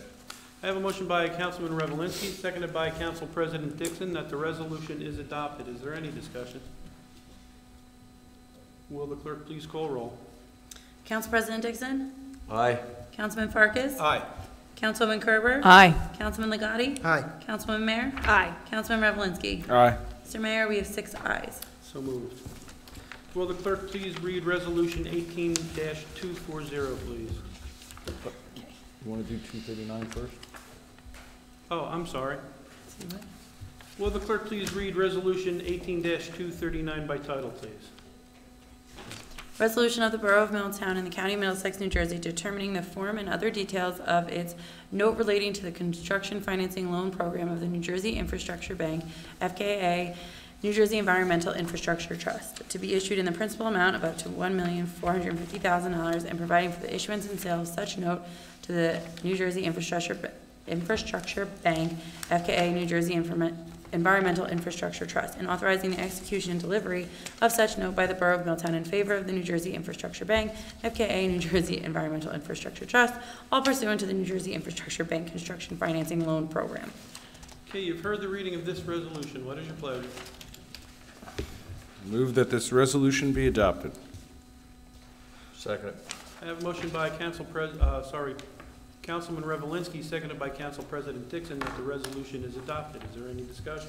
Yes, Mr. Mayor. On the resolution, it says rehabilitation, and it doesn't say painting. So can I just get an explanation as what entails the rehabilitation of the tank? Is there other work being done to the tank in excess of the painting? Yeah, there's been many openings made in the tank between the condensate ceiling that have to be closed. We have to modify some of the interior, the bell sections we talked earlier. Is that the insulation? Yeah, the insulation. Okay. We're also doing some work between the tank and Elkins Lane to increase or to basically reestablish communication between the two locations. But right now, that radio system, or the old telephone system is not functioning, so we're doing a radio system between the two. We're going to modify the chlorination system at Elkins Lane with the project, which has been discussed earlier, to upgrade a couple of feed systems so that there's a back and forth. So the problem is that the feed system has to be set up so the tank has residual, so it all is all related, it's all been removed. So that's, I think, why they call it that. In any type of painting project, we have in there sections if there's any kind of material loss that we weld in pieces, so it's instead of just a paint, it's colored. Okay. Yeah. Thank you. And then some upgrades to comply with OSHA, the changes to the resolution. Okay. Thank you. Anyone else? Will the clerk call the roll? Council President Dixon? Aye. Councilman Farkas? Aye. Councilwoman Kerber? Aye. Councilman Legati? Aye. Councilwoman Mayor? Aye. Councilman Revelinsky? Aye. Mr. Mayor, we have 6 ayes. So moved. Will the clerk please read resolution 18-240 by title only, please? Resolution of the Borough of Milltown declaring its official intent to reimburse expenditures for project costs from the proceeds of debt obligations of the borough, including in connection with its participation in the New Jersey Water Bank. Okay, you've heard the reading of this resolution. What is your pleasure? Move that this resolution be adopted. Second it. I have a motion by Councilman Revelinsky, seconded by Council President Dixon, that the resolution is adopted. Is there any discussion? Yes, Mr. Mayor. I know a few meetings back, Councilman Revelinsky had stated that there were some ongoing meetings about selling the utility. Can we just get an update as far as where that stands? Is that, are we in the process? Are we? I'll do that during my utility department report. Can you just give me a little hint now, because I just like to know before we're going to spend a lot of money. If we're going to sell it, I don't really see the point in trying to go forward, but if we're not going to sell it. Sure, I give you everyone a quick little synopsis here. That'd be great, thank you. If you were going to sell it, you got to invest first to find out how much it's worth. Give that information out to the utility companies, the private utility companies that would bid on purchasing it. And we'd have to first approve whether or not we were going to go out and sell it, because at that point we have no control over our system, whether it be rates, improvements made, or anything for that matter. We'd just get a sum of money and say, hip hip hooray, residents deal with whomever. So I think that's the last option that we're evaluating. There are 3 other options, or 3 tiers of options with some tweaking that could be utilized for bringing in some outside assistance or a private utility to help us maintain our existing utility before you go and just outright sell it. Okay, so just so I understand, so that's the nuclear option, selling the water utility. Yeah, pretty much. Okay. Yeah. Okay, very good. Thank you. Anyone else? Will the clerk please call the roll? Council President Dixon? Aye. Councilman Farkas? Aye. Councilwoman Kerber? Aye. Councilman Legati? Aye. Councilman Mayor? Aye. Councilman Revelinsky? Aye. Mr. Mayor, we have 6 ayes. So moved. Will the clerk please read Resolution 18-251 by title only, please? Authorizing the Borough of Milltown to execute change order number 4 with Wellsback Electric Corporation. Okay, you've heard the reading of this resolution. What is your pleasure? I move that this resolution be adopted. I second. I have a motion by Council President Dixon, seconded by Councilman Revelinsky, that the resolution is adopted. Is there any discussion? Yes, Mr. Mayor, I'm sorry, that's me. Just clean up wording or anything along those lines, but in this resolution, it says, components and building superstructure become obsolete substation, including removal of equipment pads with the yard area and substation. Does it have to say that we're leaving the slab and the rear wall? Because it says removal of the substation. I'm just questioning, because in Mr. McClellan's report, we're leaving the slab and the back wall. I just want to make sure we get it right. Well, it says superstructure, right? So that'd be above grade. Oh, see, I don't know that. Then that's good, and I'm good with that. Any other Right, that's it. questions? Will the clerk please call the roll? Council President Dixon? Aye. Councilman Farkas? Aye. Councilwoman Kerber? Aye. Councilman Legati? Aye. Councilman Mayor? Aye. Councilman Revelinsky? Aye. Mr. Mayor, we have 6 ayes. So moved. Will the clerk please read Resolution 18-258 by title only, please? Authorizing certain personnel action, Special Projects Coordinator. Okay, you've heard the reading of this resolution. What is your pleasure? Move that this resolution be adopted. Second it. I have a motion by Councilman Revelinsky, seconded by Council President Dixon, that the resolution is adopted. Is there any discussion? Yes, Mr. Mayor. I have a comment and several questions. The comment would be that I believe we tabled this resolution back in March or April for further discussion, and we've had no further discussion regarding this position.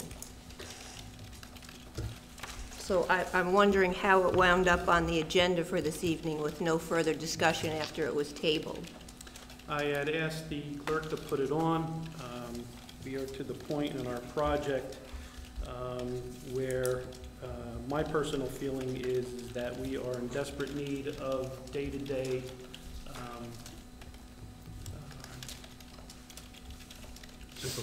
supervision of, number one, what's going on at the site, and most importantly, to be able to report back to the governing body with information that's going on and being able to make day-to-day meetings and decisions that are important to the progress of the project.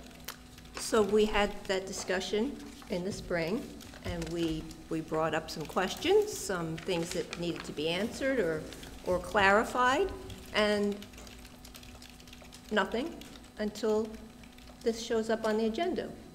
Was there some reason for not bringing this to the governing body? No, absolutely not. I do notice in here, in regards to the salary, it looks like this, going off my recollection, is less than what we originally looked at, and initially there was an effective date back to the beginning of the year. This is now an effective date of August, that's August 1st. August 1st, I believe, last month, yeah. Yeah. Is there a reason to backdate it? That person has already attended meetings and taken place, has already commenced doing work on the town's behalf. So if it's reporting to the governing body, number 8 says prepare weekly written reports to mayor on progress of projects. Do you have 6 weeks of written reports? I've only, because this person has not been hired, they have not been putting together things at this point in time. However, they've been attending meetings and dealing with emails and other things. So, but we're still, even though they haven't been doing all of their responsibilities, we're still going to pay them from August 1st? Yes. Okay. So the Finance Committee also works as the Personnel Committee. And as an aside, we spoke with Mr. Barr, who actually recommended that we have a Personnel Committee in the borough, because this was not brought up at the Finance Committee either. A question I have for you is, why wasn't this put out, advertised as an open position? Because the position isn't going to be for someone at large. The person that we have tabbed for this position worked intimately with the preparation of the site and documents that had to do with the design, complete design of the building. So the purpose of this job, it says coordinate and observes construction and varied other projects on and off site to protect the borough against defects and deficiencies in the contractor's work.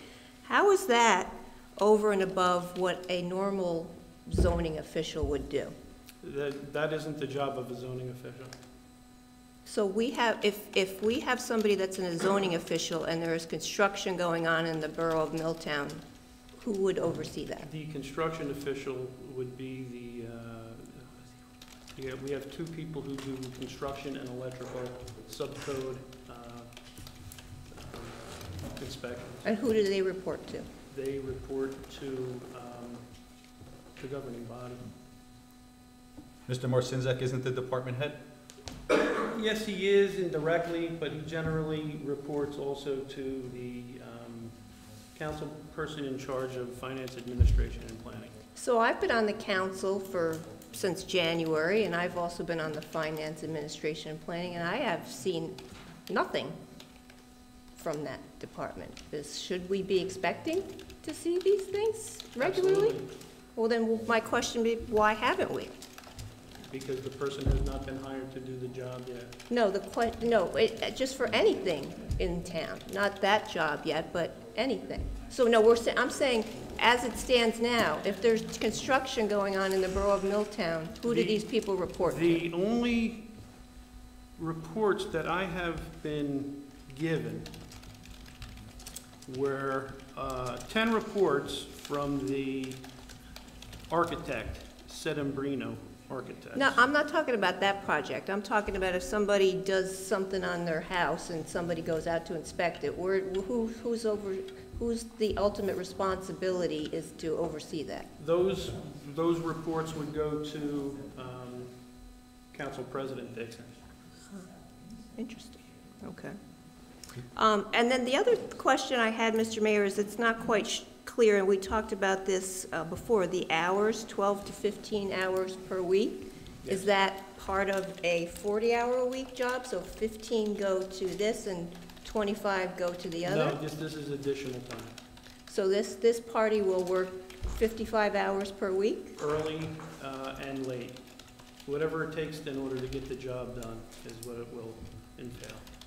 So will that be specified in this ordinance on, will he have to punch a clock in to say, I came in at 7 o'clock, worked 3 hours on the project coordinator, punch out to show that he was here early and we're That's something that could be worked through with Council President Dixon.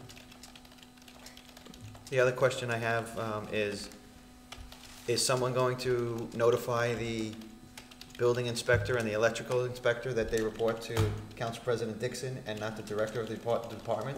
They do report to both. That's where the Council President would get his reports from. So a building official reports to the department director, who we're giving him a very similar job that he already does. No, he does. This has nothing to do with being a zoning official. So if somebody's building a house in Milltown, new project, the building inspector goes there, the electrical inspector goes there, similar to a project that we're building across the street, building something from scratch, but we're building a house, and the director, the building inspector and the electrical inspector, they give reports to the director of that department, but yet we're not doing that already? No, they will do that when that time comes. Right now, the things that are being done on the site have been observed, I believe, from a person from CME Associates. Reports you've already received haven't given you anything like that. Right, yeah, I don't have any reports. And we had a similar project in the substation, and I believe that we paid the architect for this role and did it flawlessly without any complaints from anyone. We're already paying an architect again. We've learned how to do it in one project. Why can't it roll into the next rather than have to pay additional money to someone else? Well, right now, the report we're getting from the architect is, I have one here. It's one page with five sentences on it and a half a dozen photographs, and we're not really getting a lot of information. How much are we paying the architect to? I think so far to date, we've probably paid, I don't know, about $8,000 or $10,000 towards the architects overseeing on the project. Just received an invoice for, I believe it was $98,000. Okay. So isn't it $8,000 per what?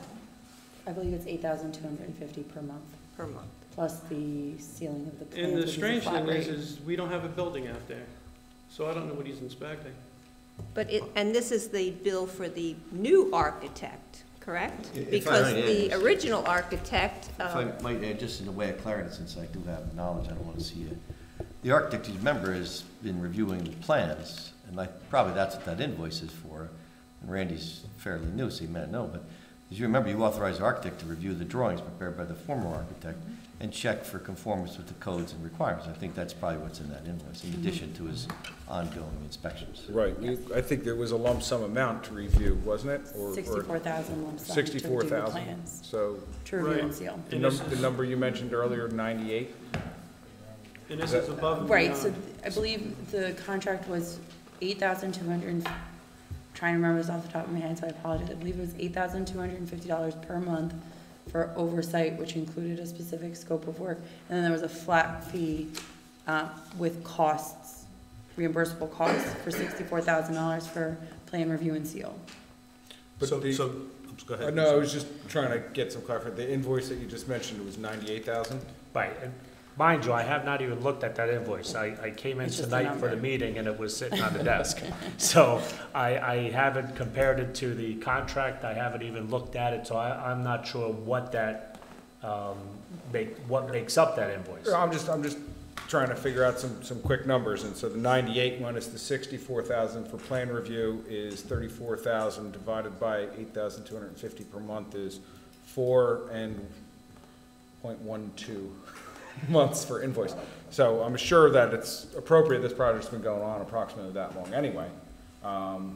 but I'm just wondering if Yeah, we're paying $82.50 a month for oversight of a facility, and we've got CME there, and this is $1,000 a month, that's a $7,200 savings to our residents every month. All right, let's not, First of all, let's, you don't have, doesn't- CME No. is not gonna be there because they're only doing the site work, and the site work's almost done. Right. The second But thing they're is. still paying them, right? Regardless, we're still This paying doesn't them. take Replace away them. the architect. They're there. For his Right. $82.50 a month, it doesn't take that away? No, Well, I don't, no. you see, here's my thing, is the council's been paying the architect to do site inspection work on a building that does not exist or hasn't started. No, I've seen the reports. Excuse me, Mr. Mayor, I think No, we've been I've paying seen- the architect to do, compare the plans to make sure that the plans from Pennsylvania work in New Jersey. So does anyone have an answer? Is that a good statement? No, I thought that was the what I'm saying here is, I have No. reports from the architect. I'll read you the report. Date, July 26th, 2018. Time, 8 a.m. Weather, overcast. Temperature, approximately 73 degrees. Present at site, 8 workmen on site. Work in progress, remediation work, and underground detention basin in progress. Observations, 1, regulated material being stockpiled at west side of site. 2, most of site is waterlogged after recent rains. 3, material stockpiles located in center of site. 4, equipment on site. 2 Caterpillar track excavators, 1 front end loader, 1 heavy-duty roller, 1 Caterpillar track grader, 2 dumpsters, 2 containers, 1 generator, and then there's 6 site photos attached. Was that worth what you just paid for that? Is that all But you're that's still gonna entailed? pay anyway. I mean, you're obligated to pay this price for the new architect. You're not obligated to pay it because there's no building being, I don't understand what the architect is inspecting. So He's not Gabriella, even out there working. Do we have a contract with the architect or not? We do. So if we have a contract, are we obligated to pay $82.50 a month? Yes. That is, I mean, I would have to go through the contract. Or with are we Mr. gonna Bruder. wait until to see Mr. if Mayor there's any way, decides but- it's time to start using the architect? The governing body did execute that contract in, was it May? I don't know if you guys, Ms. Mahone, do you remember, was it May that we did the architect? It's 4.12 months. So it might have So been- I don't think you get to pick and choose So- when you wanna enforce the contract, Mr. Mayor. We No, you contracted with an absolutely architect. can say that we don't understand what you're inspecting. And, well, here's the thing. We weren't getting anything. Is that satisfactory? Is that amount of money that, what we're paying in tax dollars, is that satisfactory to you? Do you like paying that out in tax dollars? What's the special for what we're projects getting? coordinator gonna do? It's gonna make sure we're not getting fleeced.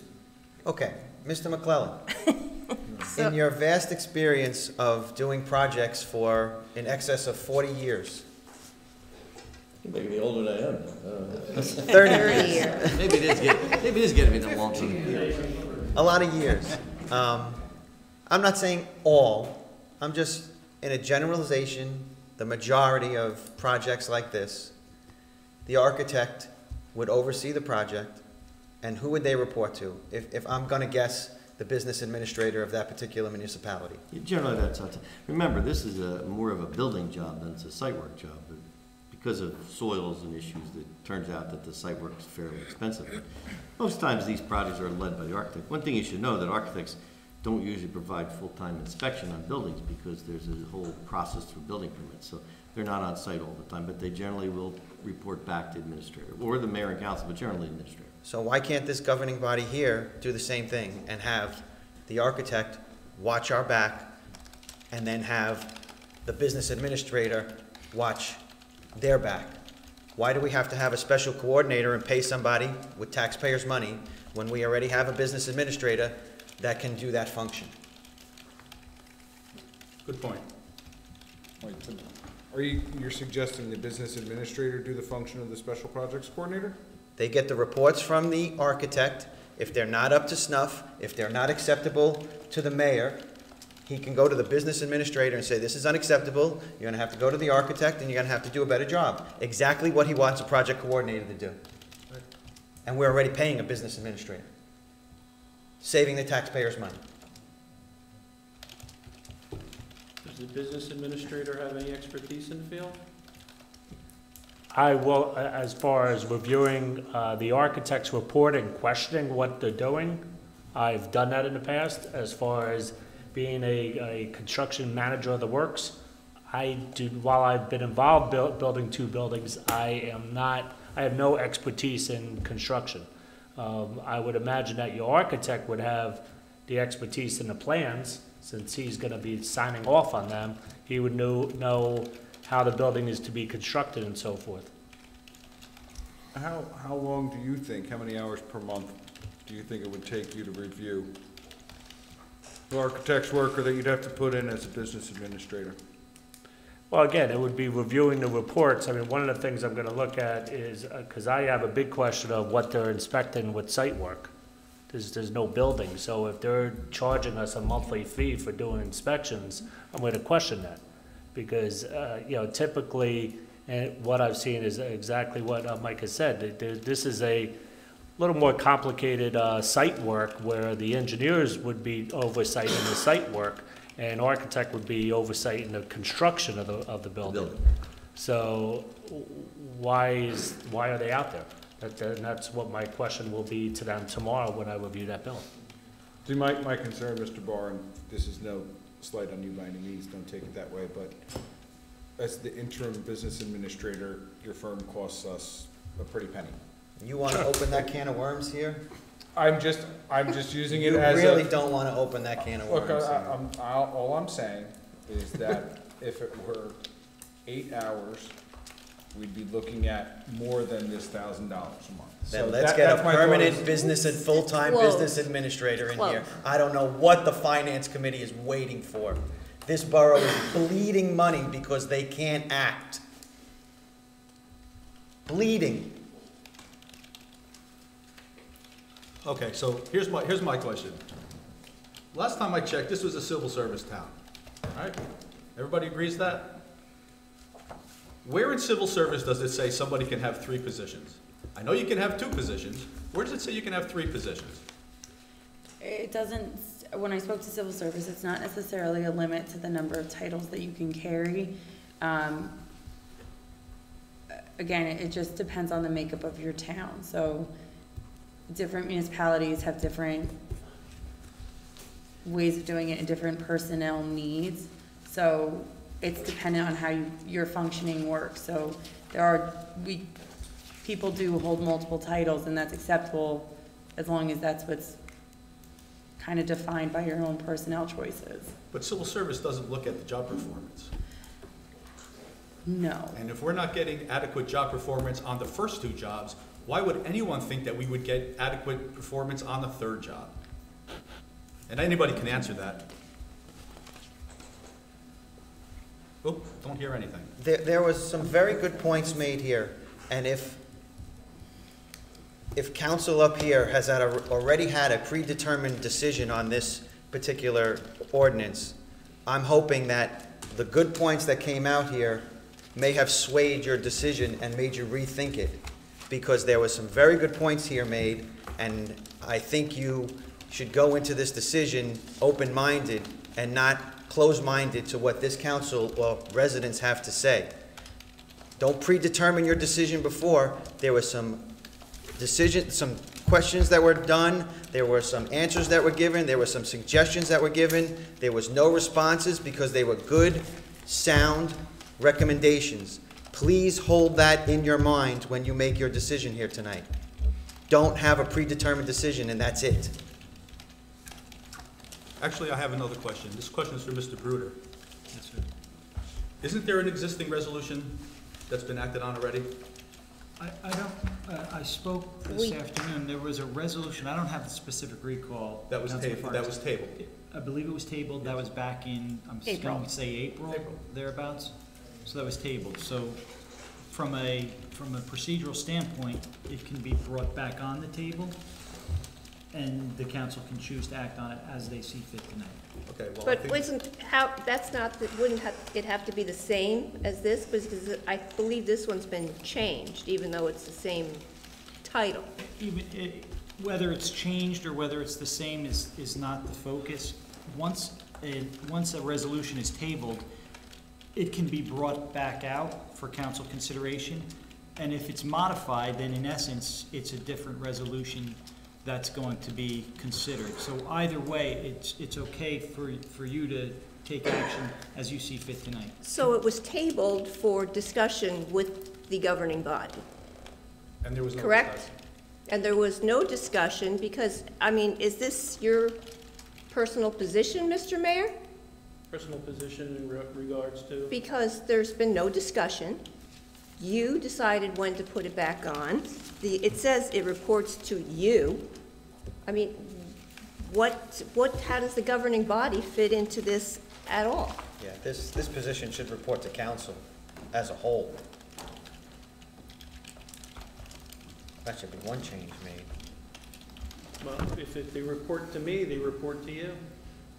Well, not necessarily, because we were supposed to discuss it. There's been no discussion.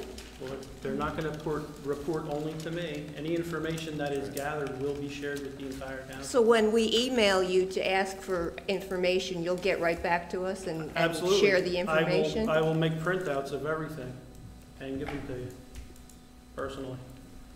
Just like there was discussion on the project across the street in its formative years, there was none. None that I was invited to. None that I was invited to. We had them at council meetings, so No, it was these were discussed. separate meetings that were held that we were never invited to. Well, it's not like I'm invited to the Schrenderman meetings. You have them blocked as a private group. Will the clerk please Let's call not the roll. roll? Let's Oh, stay, we're let's not stay on done topic. discussing. But I'd still like to So, get I this mean, resolved as stop far The as discussion as far as isn't the- finished yet, Mr. Mayor.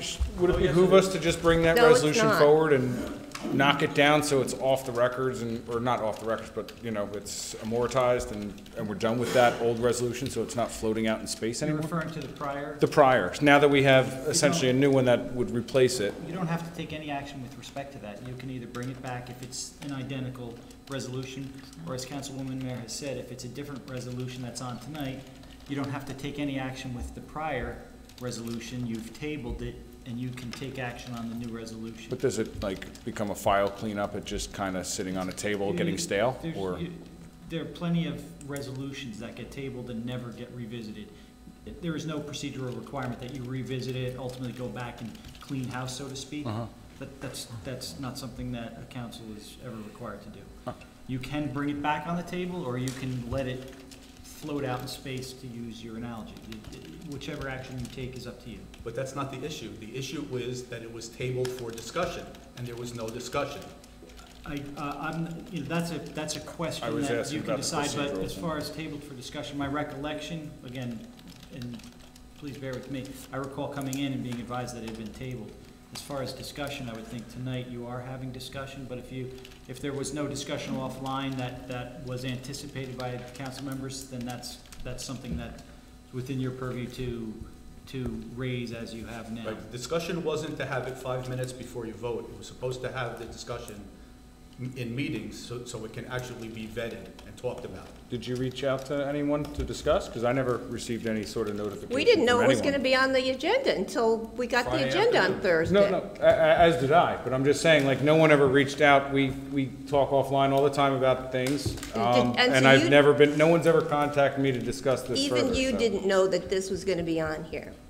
Now- Right, but I see the Now- changes made now- and they But you're addressed on my you're concerns on the previously. finance committee with me, so Council President Dixon and Mayor Stieber put this together, and not one of us, not Mr. Farkas, nor you, nor Councilwoman Kerber, nor Mr. Legati, nor me, knew anything about it.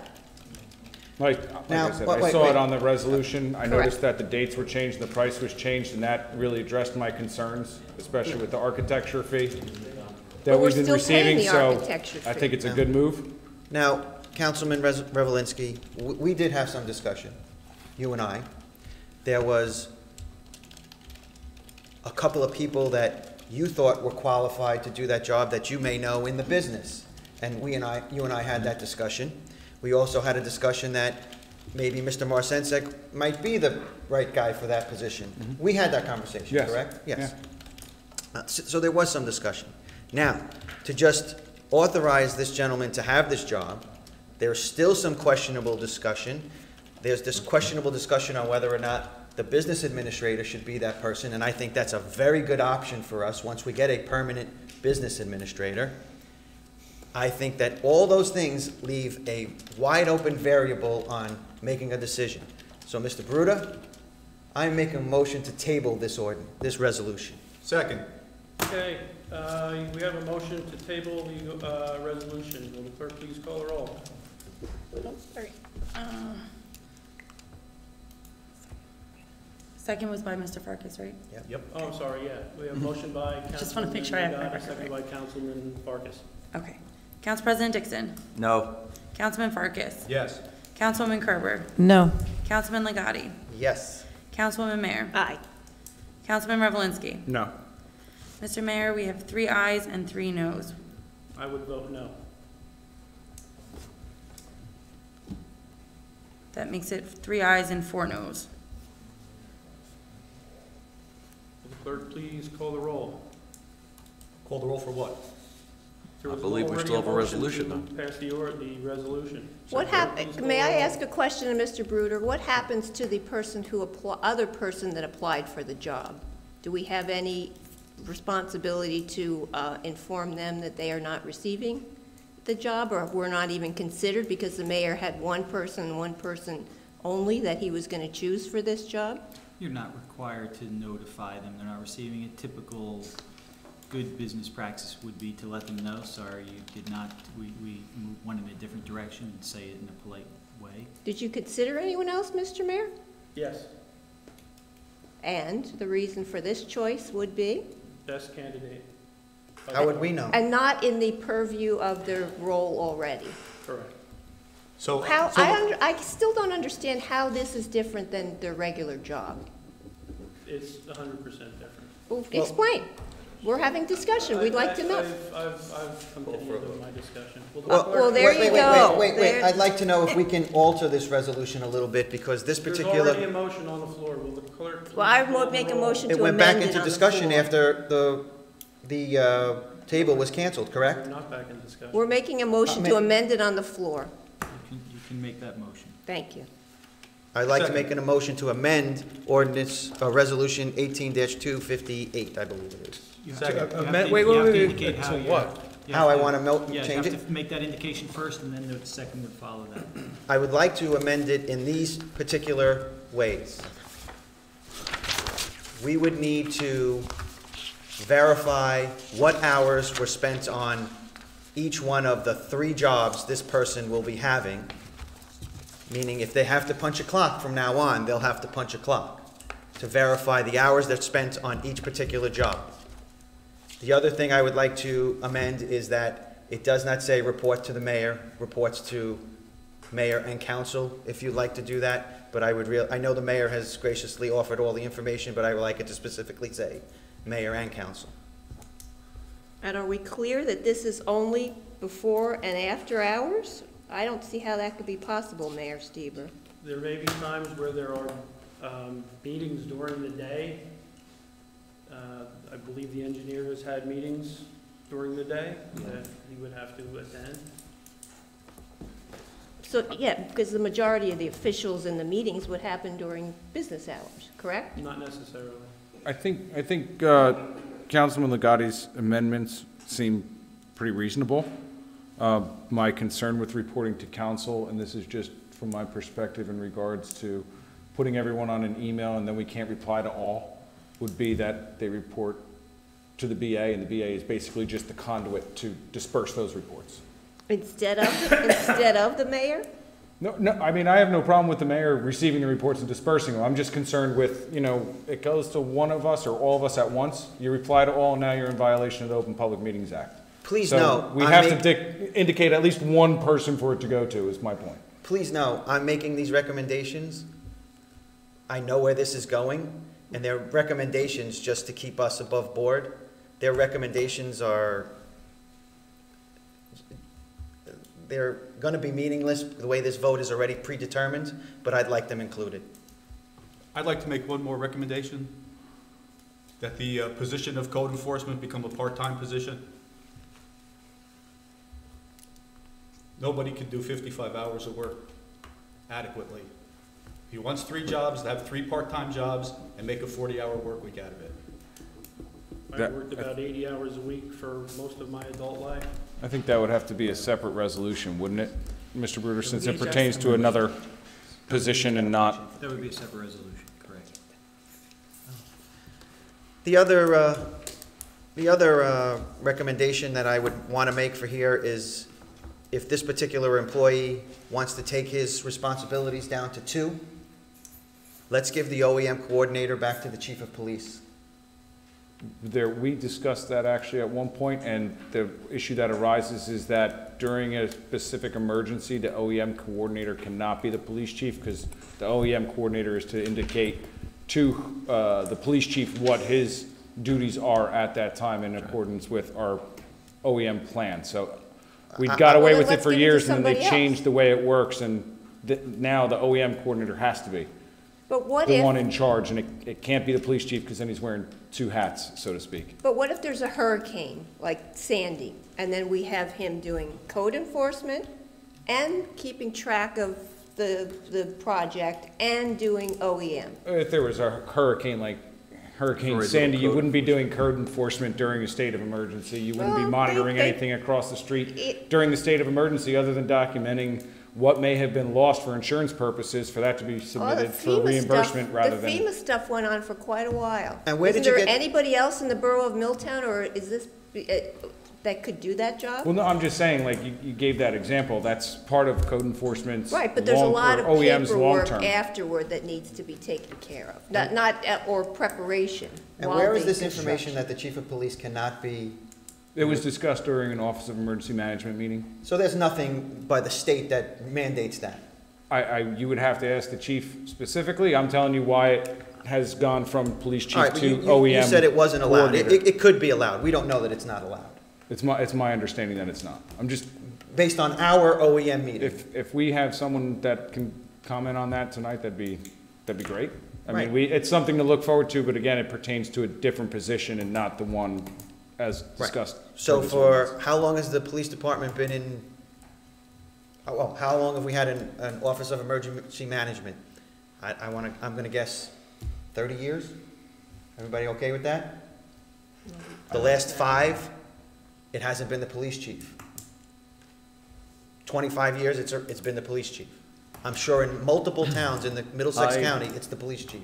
I do not want to speak for the chief, nor do you, I understand that.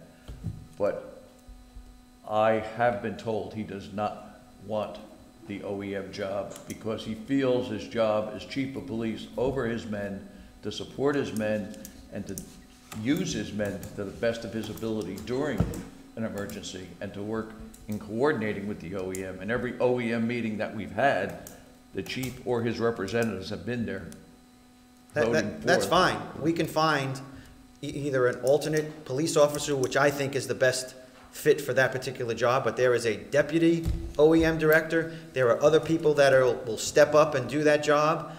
You know, there's other ways to do this, but having 3 jobs is a little much. I think everybody will understand I will say surrounding that. towns do not have that. North Brunswick has their own OEM coordinator, who is also. That's fine, we just don't want to does overburden one other jobs person. in town. Also, South River has their own OEM coordinator. And I believe Cerebral has their own OEM. And so will That's just a Milltown. couple towns right around me. I will. don't know about East Brunswick, I'm not familiar. And so will Milltown. Let's do a shared service. We're doing it with everything else on an OEM coordinator. Certainly things we can look into. There you go. So let's table it and Let's look go into for a it. vote. Well, Let's table it and let the police chief come and say what he has to say. I don't think the police chief would appreciate Mr. Dixon. No, I said that. I do not want to I speak think, for him. I think, agree. I think we're getting a little sidetracked here. We can have a discussion about the OEM coordinator, but that is not the resolution that's in front of us. Right, we The have a resolution in motion front on of the us floor. is for special projects coordinators. There's a motion on the floor for all of those changes. I don't know if anybody kept track of them. Okay, so the amendments that I have that I wrote down for Verification this, of hours, report to council. only because the positions and that this were doesn't recommended pertain. aren't really part of this resolution, that would be separate. So specifically to this resolution, the amendments proposed by Councilman Legati's amendment are to verify hours spent in each job by way of clocking in and out, report to mayor and council, or are we changing that to business administrator? I'm okay with the business administrator, and then he updates us, that's fine. Okay. Yay. So report to the business administrator, and hours specified, for work to be completed in each capacity and during what time? So what time will you be spending as zoning and code enforcement? What times will you be spending as OEM, and what times will you be spending, completing duties for special project? So then, And keeping in mind with standard practices, that's something any department head would be submitting to the business administrator for consideration anyway, right? Department heads don't clock in. No, yeah, that's part of a concern, but regardless of the clocking in out, I'm saying your plan for the week. I'm gonna be here on Tuesday, there on Wednesday, taking care of this Thursday. That's something you discuss with the business administrator if it's not part of a routine anyway, right? But the business administrator's over here 2 days a week. We have it on a calendar that's shared by all. Right, yeah. So, and that's a good point about it being a department head. So what's, Mr. Mayor, this sort of opens a can of worms. What's to stop Gabriella from saying that she's doing extra stuff and asking for a position of special projects coordinator or any other department head? I think there's a lot of employees that we currently have here in Milltown that do many tasks, many jobs, and they do get paid for them. So why the need to have this position then? I think it's pretty well spelled out in the job outline that was passed at a previous meeting. But the job outline is getting reports on a construction project, which a head of a zoning department would be under their purview. If it was that simple, then it wouldn't be a problem, but it's not that simple. I think this would qualify as above and beyond, kind of like when we have other department heads doing work that's above and beyond the normal requirements of their position. I haven't And that seen any requires council resolutions approval. coming That through does. for Yeah, a which is position why for we're that. creating it now and or subsequently, hopefully, approving this, so we can start saving ourselves some money. I'm just wondering why the special case, Mr. Mayor? Why, I think, did you try to see how it would go with the department head, to see if it was manageable before we offer up an extra position? I don't foresee it being a problem. I know, but you didn't even try it. If he could have gone under his regular job and started to do this work, and then he could have come back and said, yeah, no, I can't do this in 40 hours. I need 12 hours extra. But why did you have to preempt it to put this on before the, like you said, the construction hasn't even started? We really don't know Well, the how many construction hours. is started, the building hasn't been started yet, and we're already paying an architect to go out and give reports over nothing. Isn't Well, the but trial excuse term me, we're essentially paying- And you've already paid this person. Right, but we've been paying, we paid an architect originally, right? We paid an architect a certain amount, and for folks that don't know, we paid an architect. An architect did a bid, the super lowest bid. Then immediately after that, that architect came back with a 36% change order. When everybody sort of had the sense that this is too good to be true, it was. And the reason that we had to do the change orders was because there were RFPs done for that project. And the RFPs weren't done correctly, and that's why we had the big change order. And do you know who did the RFPs? Who was that, Mr. Mayor? Which Who did the incorrect RFPs for the project across the street? I don't think there was any incorrect RFPs. Why was there a $36,000 change order then? For which? I don't know what The you're. original For the first architect architect. fee. The original architect charged a price, and then you The had a change original order. architect went out of business. And he had a change order in there for $36,000 for another building that was incorrect. Now, the new architect has got to fix it. So that architect did That building his- was the, Mike, was that the The building was a building to house sweepings. sweepings From the building? Yeah. So we spent over $90,000 on the original architect, and we didn't even get sealed plans from that. So now we had to go out and hire a new architect for another $90,000 plus $8,200.50 a month. overseen by you and the party who took care of the RFPs originally. So that's $90,000 out into the dust. But wait, let's just back up here, because we're starting to go down some confusing things. I'm just And I pointing out that the mayor is No, that's fine. handling this, and in my opinion, it's something that's under this official already, and let's try and get it done correctly, the way that it should, the borough is set up, not to hire a special person to help, because the mayor wants to hire a special person. No, I would then say, let's hire somebody to help Gabriella out, because she's here till 11 o'clock at night on a meeting night. You know, but, look, Mr. Mayor smiling, because that's not, in other words, No, I'm that's smiling because I'm in some pain and I'm just trying to work my arm out. yeah, okay, so, and this is, in my opinion, double dipping, triple dipping, actually. I just appreciated the timeline. It's my understanding we did have a very inexpensive, because the plans were essentially complete based on a project that was done in Pennsylvania. The sum of the change order for the original drawing still brings us in less than the proposal that was submitted by the second low bidder for the design of this project. Again, as we've discussed ad nauseum in these chambers, it is not uncommon for architects to not sign plans when they're submitted before construction. It just so happens that the design firm that was selected by the borough went out of business, so we hired another architect to come on board and review those plans and approve them for construction. In doing so, we also signed him up for $82.50 a month, for which we got a report with 5 sentences, 6 pictures, and 1 site visit on a rainy day. Nothing for architectural. And that, to me, is just, So the original architect, We have a- you we could have a say motion. was Let's a vote on bad it. council decision, correct? no one can foresee if a company's gonna go out of business. No one could foresee it. Do you remember my statement to you?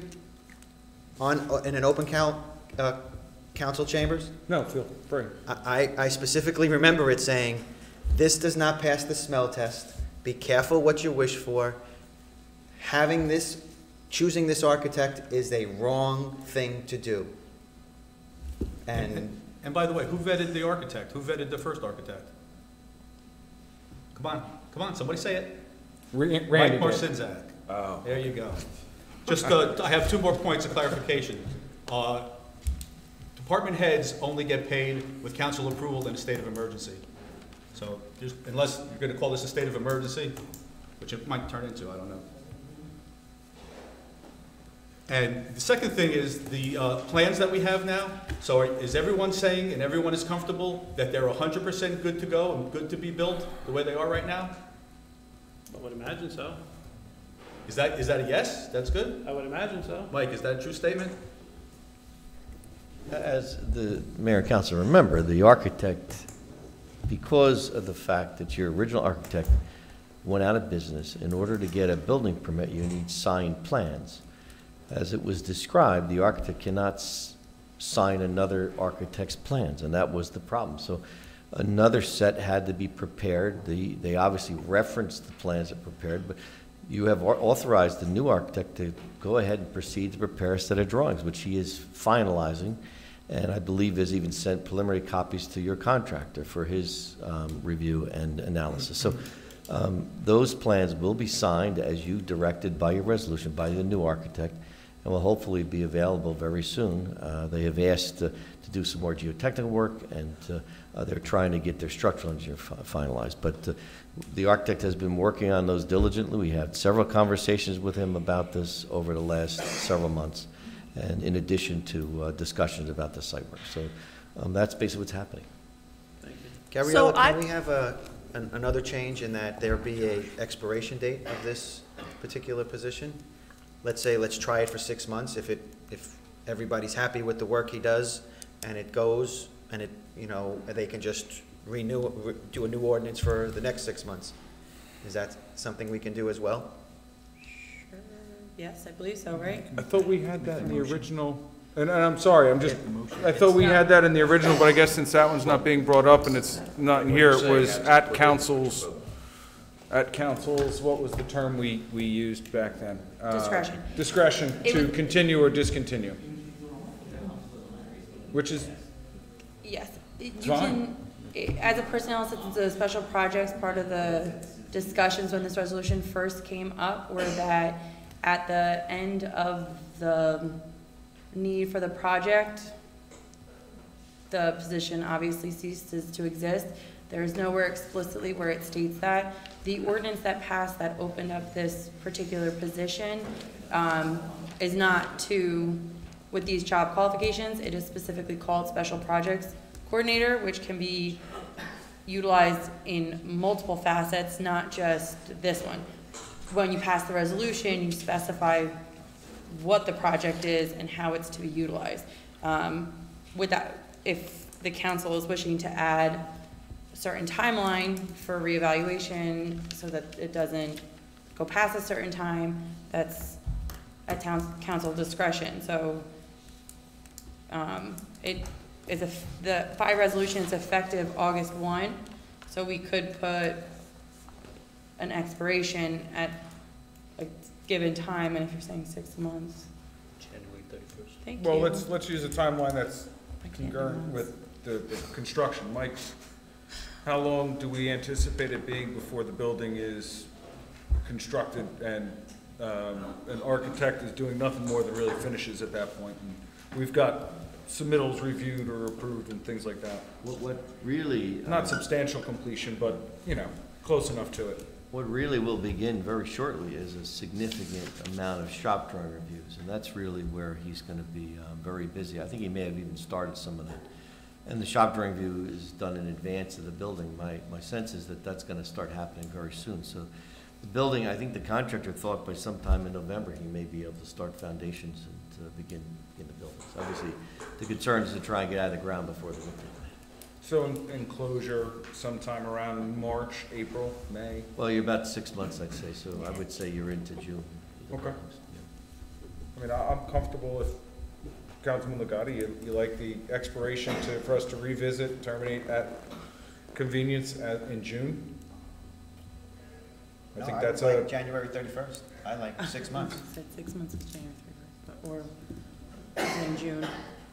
Actually, and to the point of, it's number 8, written reports to the mayor, it says in reportability too. So the reportability says reportable on a routine basis to the mayor, but shall also respond to the directives and inquiries of the borough administrator.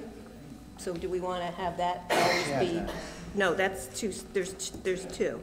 There's number 8 Oh, yeah. and also. I was gonna change reportability. both of them to borough administrator. So, and then the question is it the borough administrator to make sure that the actual full-time job doesn't suffer because of the part-time job? Or is that you, Mayor Stever? That will be the finance committee. Make sure that all of the duties of the full-time position are done with no complaints or issues. Yeah, absolutely. That, like it is every day. You people sit over top of all the employees, not the mayor. Isn't that the first one is the borough administrator? Yeah, but you gotta remember, we have a part-time administrator. He's not here most of the time. So right now. But the decision-making body is the council. Right now, we don't know if everything that needs to be done is being done. Well, I would imagine it is. Nobody's looking to fire anybody. Maybe. And then I just would like to point out, we are 7 people up here, a collaborative governing body. As we've learned, 5 of the people up here had no idea that this was going to be put on for a vote this evening. This was crafted by Mayor Steber and Council President Dixon, and not one other member of council had any idea that this position was going to be put on that was tabled in April, and we have not heard one peep about that since. Well, I gotta say, admittedly, I mean, I didn't know it was gonna be on for this weekend, but when I saw it, it wasn't necessarily a surprise. It's about time that we revisited it. But then, speaking of a collaborative, the finance committee met a week and a half ago. Why wasn't it brought up then? Hey, and again, I always say, if it's a great idea, sell it. Tell me. Here's why I'm gonna put it out. Here's why I think it's a really good idea. Can I get your support on it? Not sneak it in on Thursday afternoon into a resolution with a whole bunch of other stuff. I mean, Mayor Stieber, you haven't been here all summer, and now here you're back, and you've got this resolution on here to make sure that these things are getting reported to you by somebody that you handpicked, that nobody else had any input into whatsoever. Okay, I think we have a motion on the floor. Yeah, we have a motion. I just on the want to floor, clarify, but what is the explain. expiration date that you were there for the What amendment? is the motion My- exactly? My motion, Is your January amendment- 31st. Okay. So procedurally, there is a motion to adopt Resolution 18-257 as amended to include 3 terms. 4. Okay, if you can just review what those 4 terms are. There would be a motion, there's already been a motion made by Councilman Legati. We would need a second and then a vote. So, just to confirm the amendments, it's a Yes. a verification of hours, a report to the business administrator, and a time for termination or at council's discretion, and that time has been indicated as January 31st, is that correct? Is that what I? So, right, so the 4 amendments that I have to this resolution are: verify the number of hours to be spent in each job title, report to the business administrator in both points that are listed on the resolution, hours specified to be worked in each title, and expiration date of the position is January 31st. What do you mean by hours specified to be worked? What was that? I didn't- That was I didn't part of catch the that. question of when each hours we worked. So if it's a cumulative 55 hours, if 15 of those are special projects, are they worked before and after shift? Are they worked during business hours? That was the question on the floor. So to specify when Right, he's each, got to prove which, 35 hours of code enforcement. He's got to prove 15 hours of project Special coordinator, and then his OEM hours should be in addition to those. With regard to the one thing I would caution is with regard to the compulsion of demonstrating 35 hours in a position, and I spoke to the clerk about this as well as Labor Council, unless that's a requirement that's found elsewhere in either a contractual agreement or a resolution of hiring for one of those prior positions, or in the borough ordinance, it's not something that I would recommend that we build in now with respect to setting a specific hourly limit for either of the 2 existing positions. I have no idea what his existing contract or agreement or how we hire and they have to. I think it's in regards to, basically, if we build that language in, it could be looked as we're holding this to a higher standard than what originally signed up for, simply because It's of a this salaried position. position, so Yeah. it's, Because we're giving them 2 jobs. So, but we want to make sure the main job is taken care of. Yeah, but that's what the BA does, is he makes sure that everyone does their job. But he's here 2 days a week. But he'd know if someone How said, would he know? How this would he know isn't what getting happens on done. Monday if he's not here until Tuesday? How would he know? How are we going to verify We'd the find out hours? Tuesday morning. How are we going to verify the hours? Punch a clock? He should punch a clock. I don't, yeah. Well, we can, he's not, this is not a department head position, so he's got to clock in those hours, those 15 hours a week. We can specify that in this ordinance, that he's got to punch in for those 15 hours. Well, isn't that the Absolutely. verification of what hours is just, I mean, that could be as easy as submitting it in your schedule, saying these are the hours I anticipate I working think what this Mr. week Brewer is on. saying that No, we can't. submitting it in the On schedule this. doesn't work. Punch the clock. Punch the clock. That's how it works. Other people punch clocks here. He can punch a clock. Whatever, I don't care if he punches a clock or not. I do it, no. I mean, but look, you can punch your clock and go sit in your car and drink coffee all day. It doesn't really tell you anything. I don't know. You're gonna be okay with that? You judge by the work that gets done. Randy, you're gonna be okay with that? Punching the clock and sitting in your truck all day? Well, if I know about it, obviously not. Okay, I didn't think so. Good answer. But I think Mr. Bruder is saying that we would have to find out what his initial hiring thing is about the 35 hours a week, which I don't think we can have him punch in and out with, which is fine. Either we make a new resolution or we do something in the future, that's fine. But for the project coordinator position, I'm suggesting that to keep track of his hours, he needs to punch in and out when he's performing those hours. performing the hours of the special projects coordinator. Special project coordinator, I'm Okay, sorry. I didn't hear you, I'm sorry, Councilman. So as I see it, there's 3 different, there's there's a motion on the floor to adopt Resolution 18, or to supersede in essence, and adopt Resolution 18-257 as amended to contain 3 terms, one of which is to, Councilman, help me with regard to not punching a clock with respect to the Special Projects Coordinator position. Yes, and in addition, well, I'm not even sure we can do the OEM, how do we keep track of that? No. If you don't, if that's not something that you're already doing, I would say that has. Then that's fine. If it's not something we're already doing, we can't do it, then we can't do it, but if we can do it to the Special Projects Coordinator, then we should do that. So that would be the first modification. Just, it's, superseding. the agenda had changed slightly this afternoon, so it's 258, not 257. Okay, thank you. So Just there's to make it more a confusing, motion to sorry. supersede Resolution 258 with new language that would include those 3 conditions, punching a clock, so to speak, as to the Special Projects Coordinator. Number 2, reporting to the Business Administrator. And number 3, to have an expiration or sunset date, not a sunset date, an expiration of this resolution for January 31st, 2018. I'm sorry, 2019, thank you, Mike. So that, there's a motion. Was it an expiration of the resolution or a revisitation Yeah. Well, to you would- determine you would- the necessary extension if, That's the motion that's on the floor. no, I'm asking, is there a difference in, between that language? Well, you would have to revisit the subject by that time to renew the position. Or not. So that's the motion. There would have to be a second. There would be a vote on that motion. If that passes, then that passes. If it does not pass, then you would revert back to the original resolution that was on the floor first tonight, so to speak. We had a motion by Councilman Legati, and it was seconded by Councilman Farkas for this revision. Am I correct? That's correct. Yes? Right, you seconded it? Did you second that? The amendment? The amendment. Yes, I'm Yes. sorry, yes. I was thinking of the table, but yes. Will the clerk call the roll? Council President Dixon? I'm still not sure of all the I've got a question before we count. Can I ask a okay. question? Sure. No. 3 items.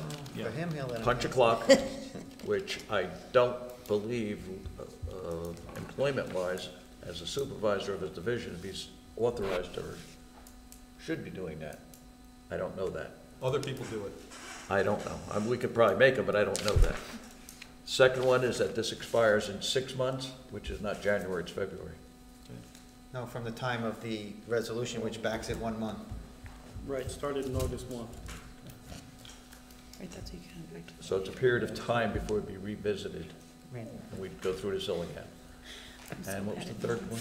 It's, so you get termination January 31st. Reporting report to the business administrator. Punch in. Report to the Yeah, BA, that's I a have no good problem point. with that. Whoever the BA is, whether it's a part-time or full-time. Okay. I don't know the answer about punching a clock. I will say, in speaking with Labor Council, she indicated that this job is a temporary appointment, so it really Right. would not come within the concerns of civil service. She also indicated that the job description here does not meet the job description of either a zoning officer or of the Office of Emergency Management or Code Enforcement.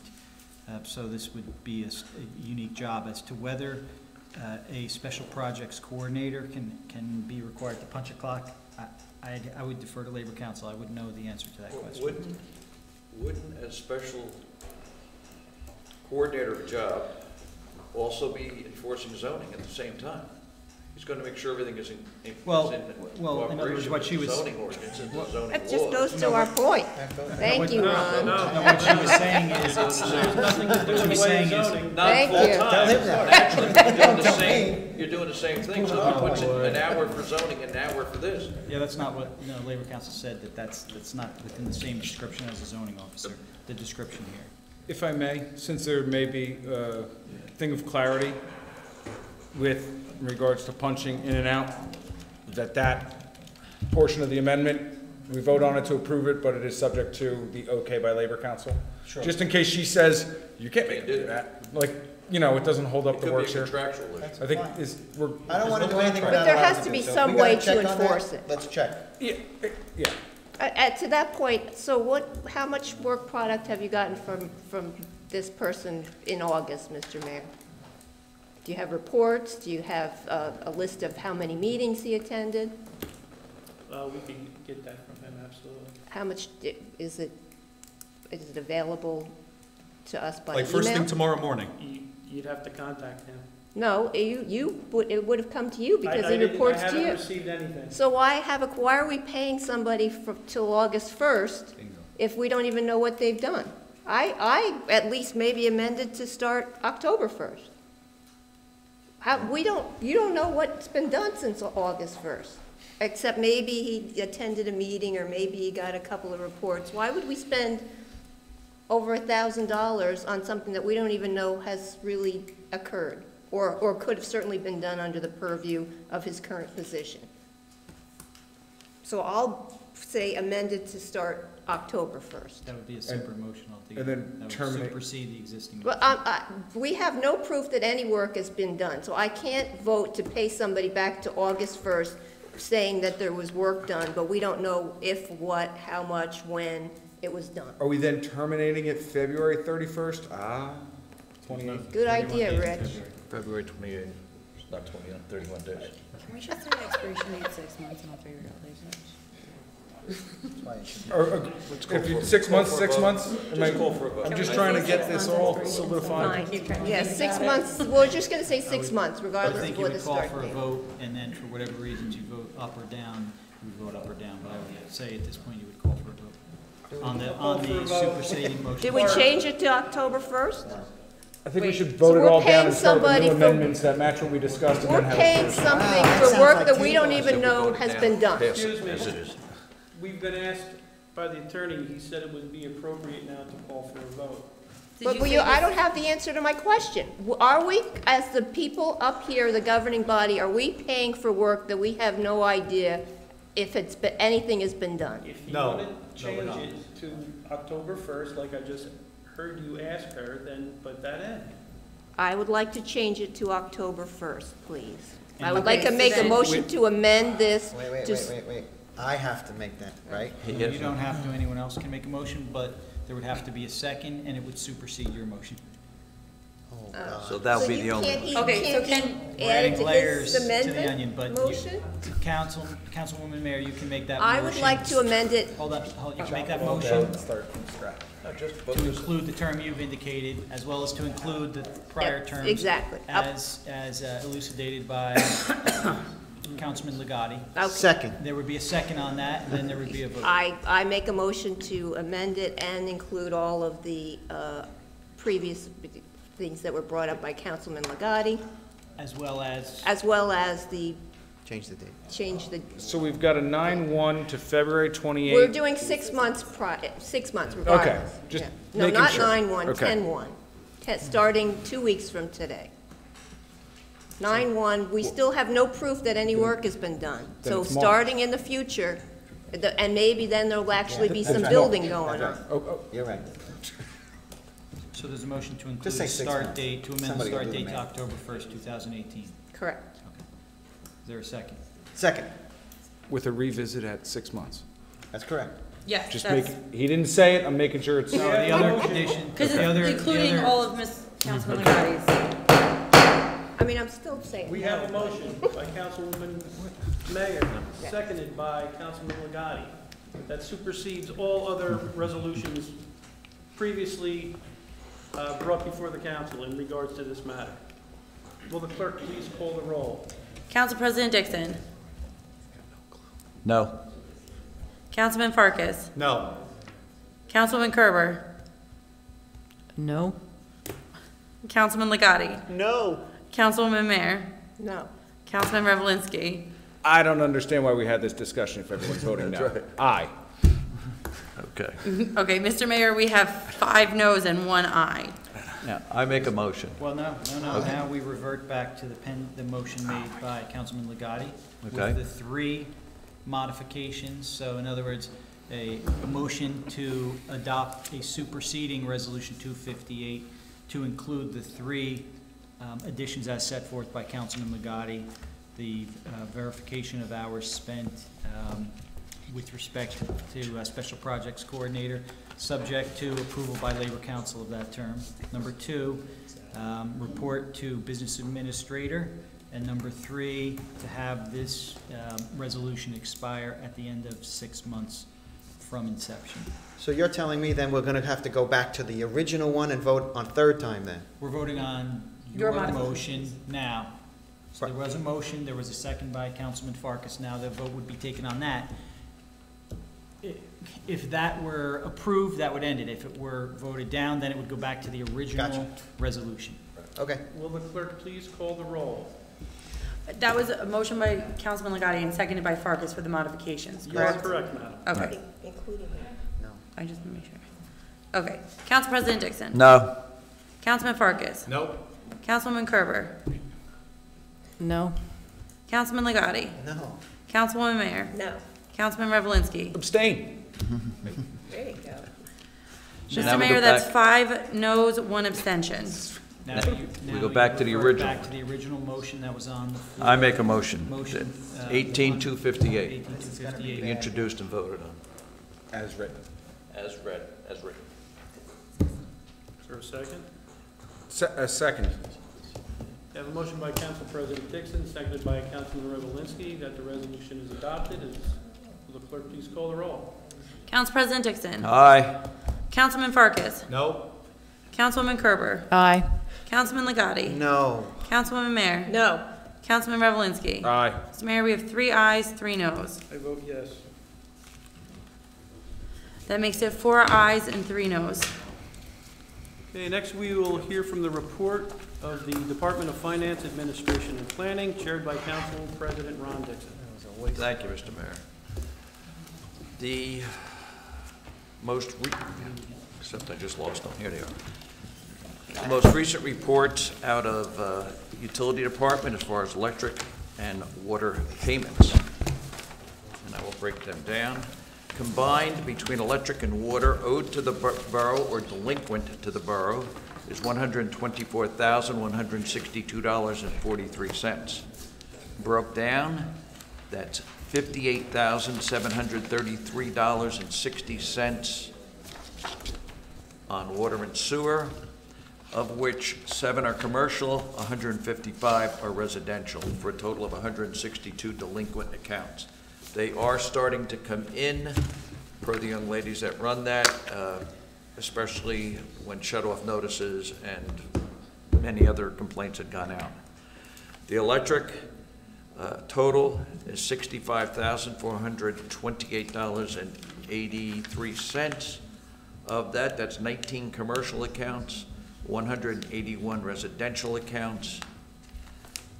And again, the money is coming in. Slowly, but it is coming in. And that is my update, Mayor, on the water and utility rates. I have been advised that Ford Avenue, again, and my attorney's over there, so I'm not sure if I can even say this, but I'll say it. Then don't say it. John. Go ahead, I'm sorry. I'm talking about Ford Avenue, and I'm going to speak about possible legal action. Should I do that when it has not been done yet? No. No. No, I would say no. No. Let's get into my report, sir. Thank you. Next, we'll hear from the Department of Public Safety, chaired by Councilman Nicholas Legati. Thank you, Mr. Mayor. You have to give me a minute because of the colossal waste of my time that was just taken up. Let me get myself organized here. Agreed. Milltown Police Report, 9/12/2018, monthly report. Between August 7th, 2018 and September 11th, 2018, police have answered 1,798 calls for service. This number includes, but not limited to, 911, medical calls, traffic incidents, community outreach, walk-in reports, and public contacts. Police conducted a total of 596 motor vehicle stops, which included special traffic details including cell phone, crosswalk, and seatbelt violations. 94 radar details and other traffic enforcement details were conducted in various locations during this period. Police responded to 15 motor vehicle accidents and made 13 arrests, which include shoplifting, drugs, DWI, burglary, and warrant arrests. Thank you to Ralph Jesnowski and his DPW staff for getting all of our crosswalks painted and maintained in time for the new school year. Police have been in the Milltown Police have been and continue to conducting and hosting extensive active shooter training at 133 South Main Street, so residents may continue to see increased activity. The Milltown Police Department officers continue to maintain all mandated training requirements and continue to train and practice at the highest standards in law enforcement. Police will continue strict enforcement of traffic laws, including speeding, cell phone use, and pedestrians in crosswalks.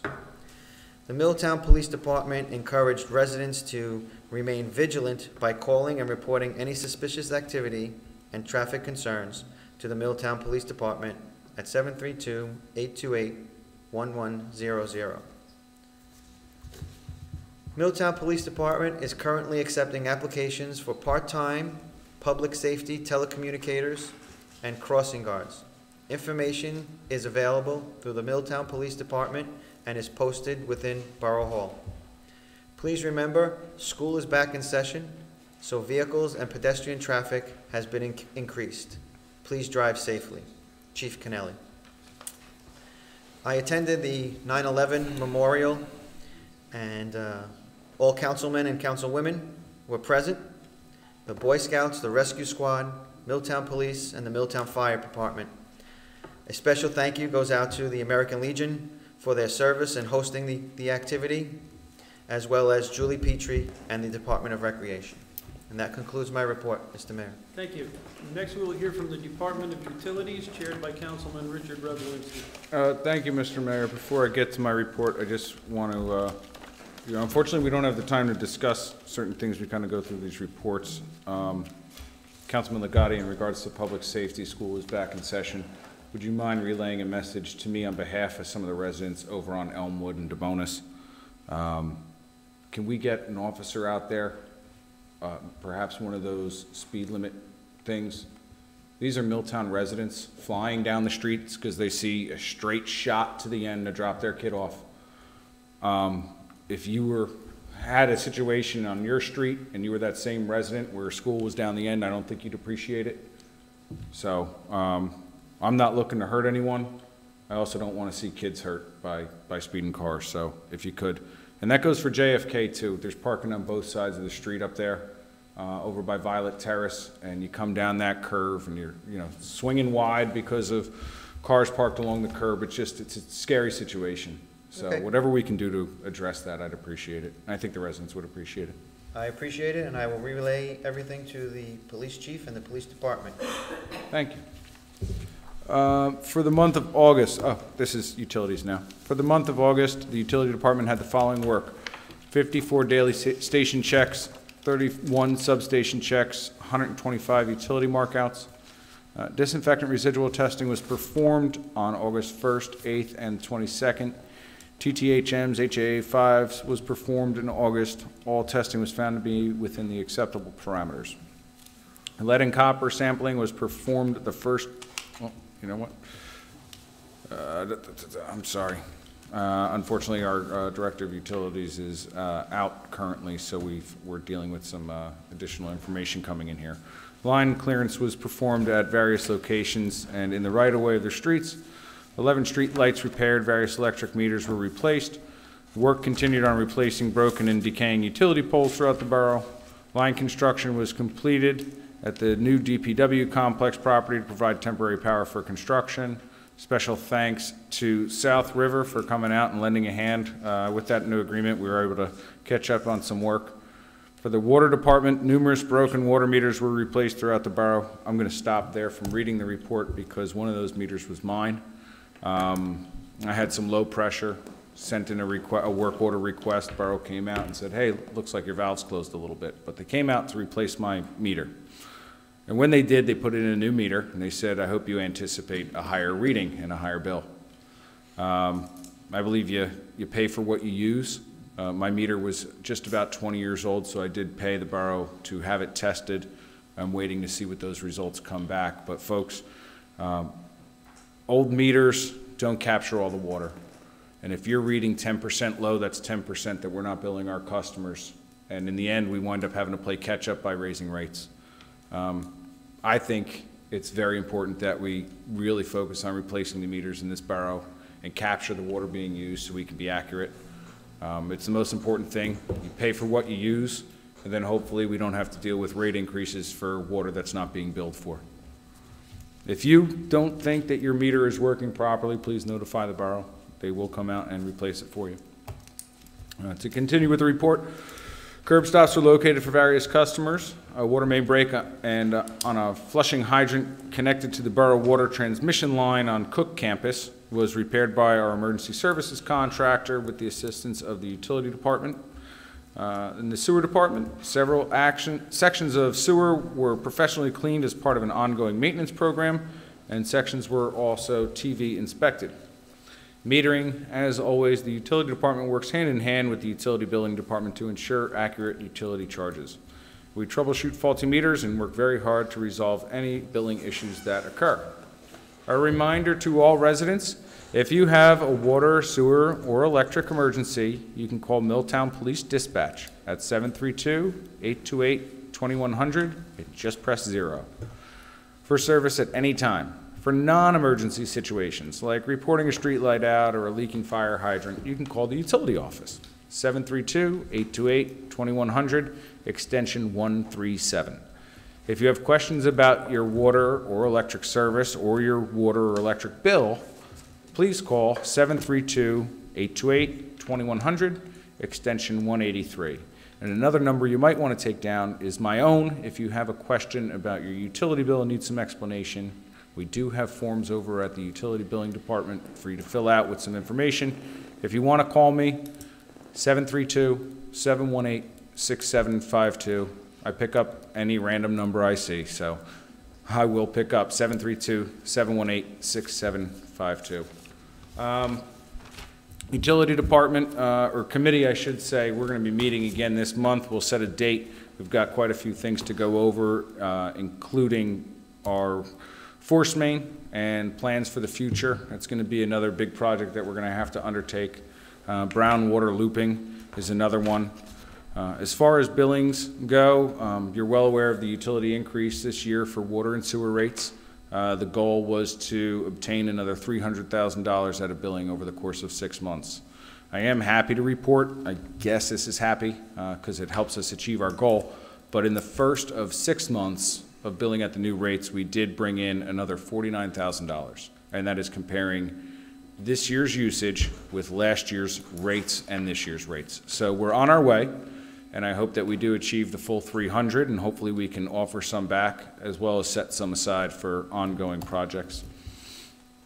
Like I said, we'll be meeting later this month, and that, Mr. Mayor, is my report. Thank you.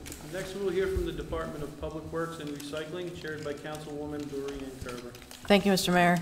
The Public Works report for September 17th is, along with all curbside collections, the Public Works Department has done all crosswalks have been repainted in preparation for the school year, as have yellow no parking curbs.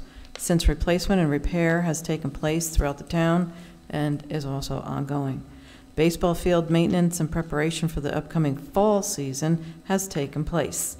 Outfall pipes have been cleared of vegetation and debris to comply with stormwater regulations. Milling and paving has been completed on Washington Avenue and Cleveland Avenue. New ADA ramp installation at these corner locations will begin soon. Roads were cut out and repaired at the following locations: 3 Blueberry and High Court, East Lawrence, 2 at 335 Clay, 2 at Ackerman, 2 at East Church Substation, George Street. Street sweeping is ongoing. Water fountains have been repaired at Albert Avenue Park. DPW will be participating in the Milltown Day on October 6th. So please stop by for stormwater recycling and clean communities info and giveaways. In addition, Anjec will be loaning us their stormwater display for that event, so that will give you additional outreach education. Concrete collection will take place from October 9th to October 12th. Please call extension 187 to set up an appointment. Leaf bags will be arriving the first week of October. The new DPW shed was paid for with a grant and should be the new location for this bag storage. Please check Channel 15 for DPW updates. That concludes my report. Thank you. Next, we will hear from the Department of Environmental Health and Social Services, chaired by Councilwoman Trina Mayer. Thank you, Mr. Mayor. The August meeting of the Environmental Commission unfortunately had to be postponed. There was a really bad accident that kept the chairman from getting there. He wasn't involved, but he was caught in about 3 hours worth of traffic. So we will be meeting on this Wednesday, September 19th. A large part of that will be to prepare for Milltown Day. The other thing that I did want to mention that isn't environmental, but it's under my website and Milltown TV, is that I am happy to announce that we will, in mid to late October, be unveiling the much anticipated new website. I will be going over the contents that we have so far with Gabriella. There are a couple of departments that still need to get their content in, but we hopefully within about a month we'll have the new website up and running. And that concludes my report. Thank you. Next, we will hear from the Department of Recreation, chaired by Councilman Randy Farkas. Thank you. Along with daily operations of deposits, registration forms, purchasing requests for recreation and SAC, developing fall and winter trips, programs, sports, and activities, the Recreation Department has the following. School year SAC has begun. As a reminder, there is no SAC when schools are closed. On school half-days, PM SAC operates until 6 p.m. As a reminder, if your child is sick or shows signs of sickness, please keep them home and do not send them to school. If your child is sick, the staff will contact the parents and children must be picked up from the program. This is for the well-being of all children and staff. Please refer to the SAC policy on communicable diseases for detailed policy and clarification. If you are in need of before and or after school program, there is still space available. Please be sure to contact the Recreation Office at Borough Hall. Do not go directly to the Board of Ed. We are not affiliated and are a separate program run under the Milltown Borough. Recreation information. Fall soccer, tennis, and yoga are all set to start up or have started up. Soccer registration is now closed at this point. We are in desperate need of volunteer coaches. Parents, if you are able to help out, please let us know. Yoga is also full at this time. There is still room in tennis, however, which begins tomorrow, Tuesday, September 18th. Adult volleyball and men's basketball is still open to registrants. Please join us on Milltown Day, October 6th. We will have giveaways and an opportunity to see what is in store for the fall and winter. Youth basketball registration forms will be out the first week of October. Please note that the deadline is November 30th with a late registration deadline of December 7th. Teams fill up quickly. Therefore, if your registration is late, your child will be placed on a waiting list. We are not officially staffed in the office to continually take in late registration forms after the deadline has passed. Borough pool news. We had a great season this year and would like to especially thank the new and, of course, returning pool staff. Our pool looked great and we received many compliments, and the number of members and patrons at the pool each day and weekend speaks for itself. Thank you to our new managers, supervisors, as well as the lifeguards and gate attendants, who rocked the season with opening, cleanliness, upkeep, and managing the daily operations. They were given a task, a great one at that, and had great success. We want to thank our pool patrons that were patient during the transition and were able to understand and cooperate with our new and growing staff. We look forward to serving the town once again next year. As long as the weather cooperates, we will see more and more events at the pool. And lastly, the Recreation Committee will meet on Wednesday, September 19th at 7 p.m. That concludes my report. Thank you. Before we roll into old business, I just want to throw in a quick mayor's report. Over the summer, myself and our clerk met with Mayor Cohen of East Brunswick and his administrator. And earlier this evening, Gabrielle and I met with Mayor Womack in North Brunswick and a few of his personnel to discuss the possibility of shared services. There are a few things that we basically threw out there to discuss. What I plan on doing is meeting with the borough clerk later on in the week to discuss the items that we spoke with the other mayors about. At that point in time, once we get our notes together, I'd like to speak with each member of the council to come in and we can kind of go over what was brought to the table so you can take that information to your department heads and discuss it and see what you think of these potential areas for some shared services. So I will be getting in touch with you, Gabrielle, about getting some time together. We can work on that and get that out to the council.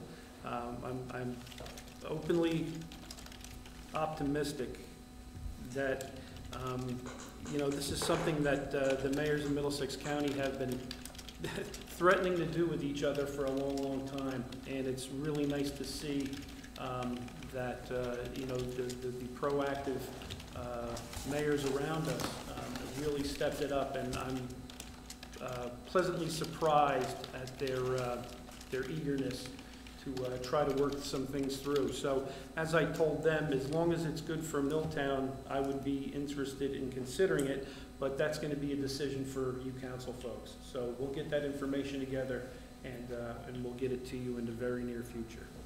With that, is there any old business to come before the council this evening? Yes, Mr. Mayor, I just wanted to circle back really quickly to the trees that we were talking about earlier, because you were just talking about shared service, and we had talked about we were going to reach out to the other towns. Was that something that you discussed with them? Trees with actually both towns. Okay. And what my suggestion was is to get with the council folks and their department heads. And I mean, in Milltown, I mean, we're going to have Ralph and John get together and really find out exactly, tear down exactly what our needs are so we can express that and try to work some kind of an agreement with either or both towns. So when we had the Finance Committee meeting a week and a half ago, Council President Dixon, you said you were approached by North Brunswick and they said that they could commit 2 days a week to trees? That was initially what I was told. I was not privy to any of these meetings, but I was approached by several council members over there that I'm friends with. So I was going to request then that perhaps the Finance Committee meet, because if we're going to do shared service, or if we have to do shared service and bid, to the gentleman's point before, we're still going to have to pay something, and I think we need to decide where the funds are coming from, how much we want to spend to finally get this job taken care of correctly. The Finance Committee, once we start getting these discussions together going with shared services, you guys are going to be really busy. But yeah, but even before you do the discussion, I mean, you're going to do the discussion, but what if we find out, we only have 50 grand or 20 grand? I mean, so I think we need to know what ballpark we're talking about before we start. Oh, absolutely. Well, what's going to happen is what you'll do is you'll have some preliminary discussions, and then we'll find out what the deal is with either or both towns.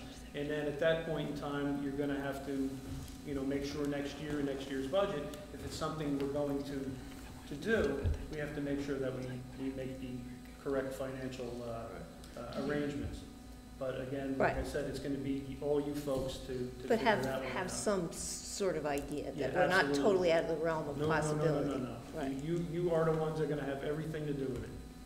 Well, like I had mentioned earlier, we should be going out to bid at the same time while talking to these guys, so when the bid results come in and we execute a contract with a subcontract or a private contractor to remove trees, we can determine how many trees we want them to take down based on what we can afford and based on what the availability of our neighbors is with shared services and what their costs are.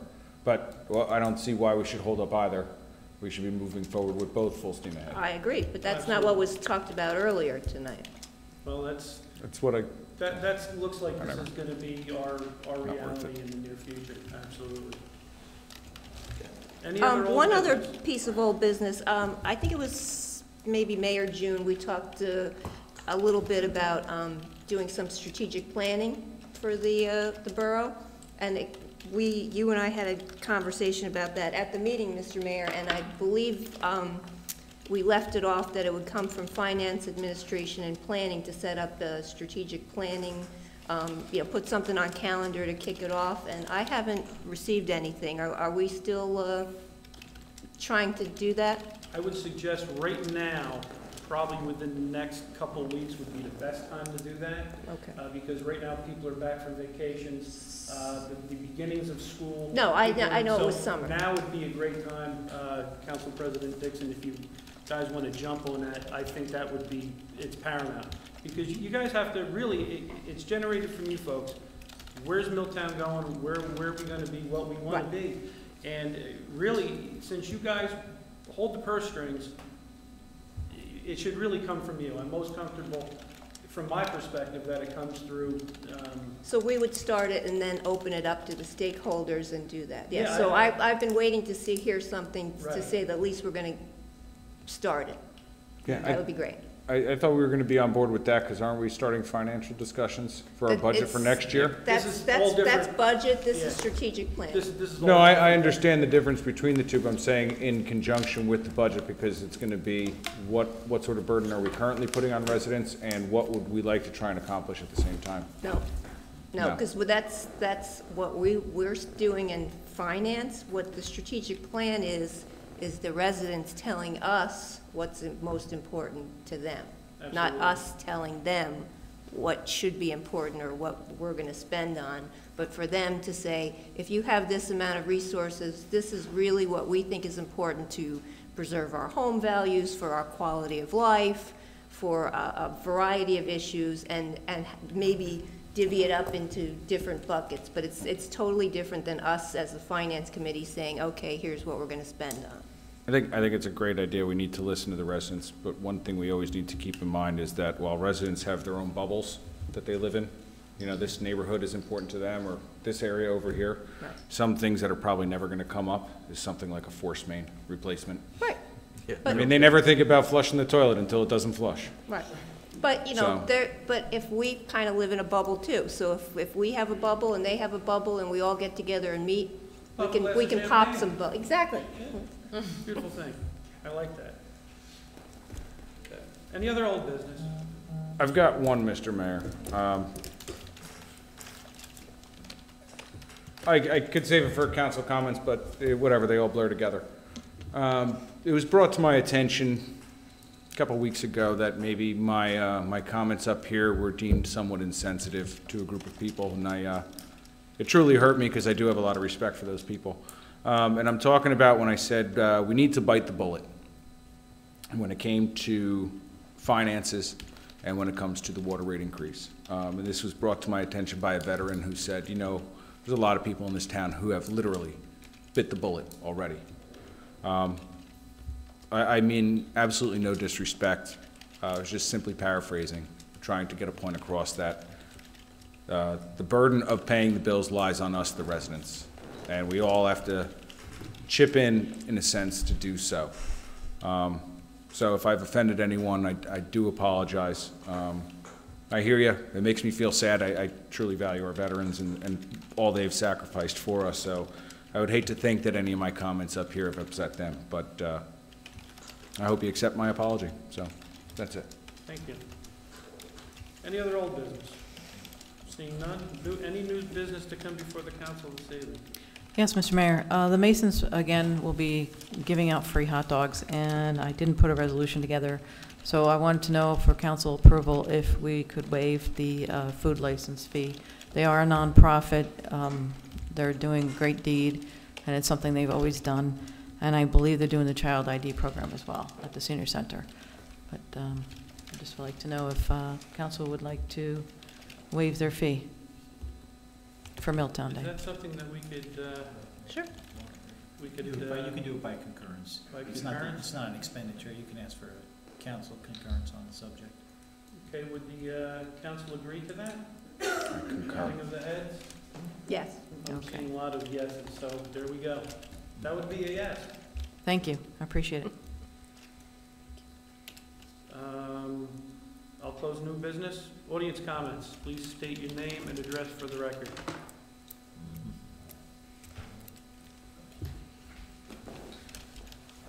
Carolyn Viola, 17 DeBonis Drive. I actually have two different comments. The first is to Councilman Revelinsky. I just wanted to clarify some of the numbers about the water.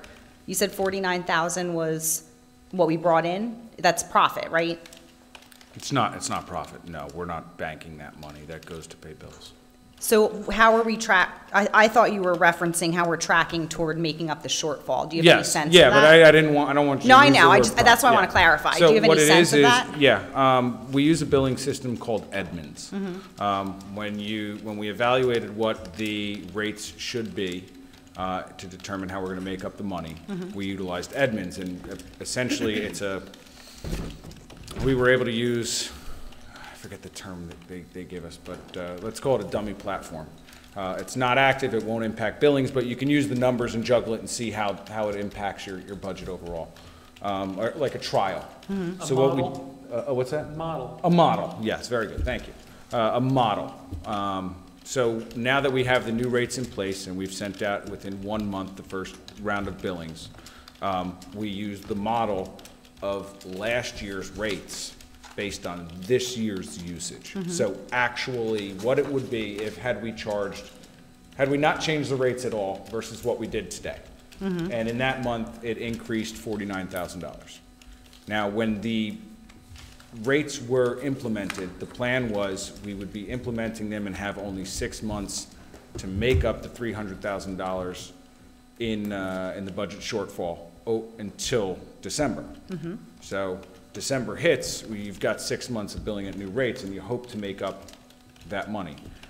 It's good news that in the first month, it was $49,000 more. Ideally, it should be more, so that we know we're going to cover it, because quite frankly, it's the first month of billing covers 3 months of usage, and in those months is summertime and watering lawns. Right, what month was that? July? That would be the bills that went out in August. So it would be your usage as of July, which would Okay. cover April, May, and June.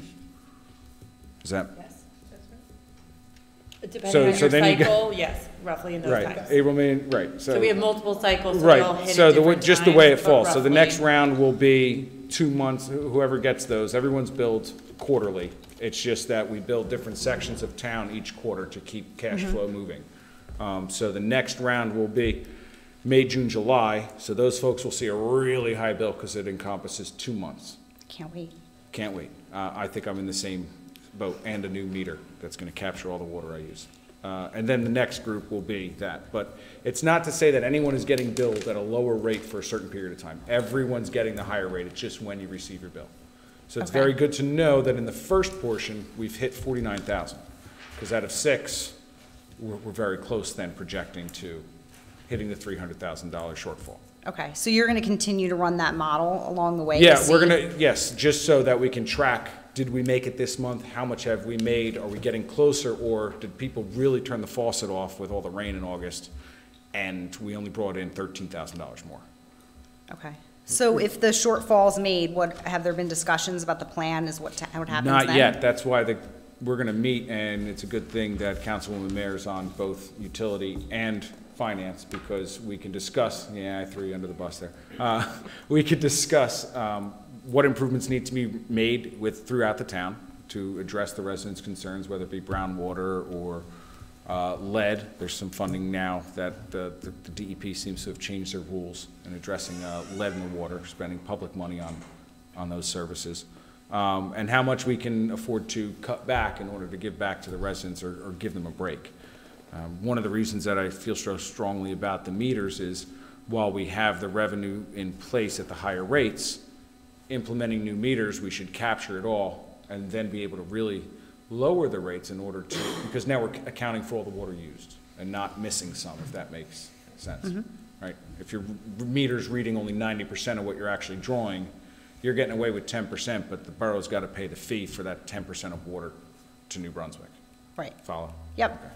And I don't want to make it seem like they're raising rates, it's just trying to account, keep things in line. So I think you answered a second question I had on that. So there is a staggering of the bills, because I know some residents were questioning why their bill said a meter read a certain period, then mine was like it ended the middle of June, and others ended in different spots. So that kind of explained why, because you have it staggered so that the flow, cash flow. Because it's done manually, quite frankly. Right. We send a man out, and it takes 2 guys 2 weeks to read a third of the town. Okay. As well as all the electric meters. So that's a lot of labor that goes into just reading meters and processing the bills. But also why I mentioned earlier, if you get a crazy bill, number one, we do have higher rates, but look at it.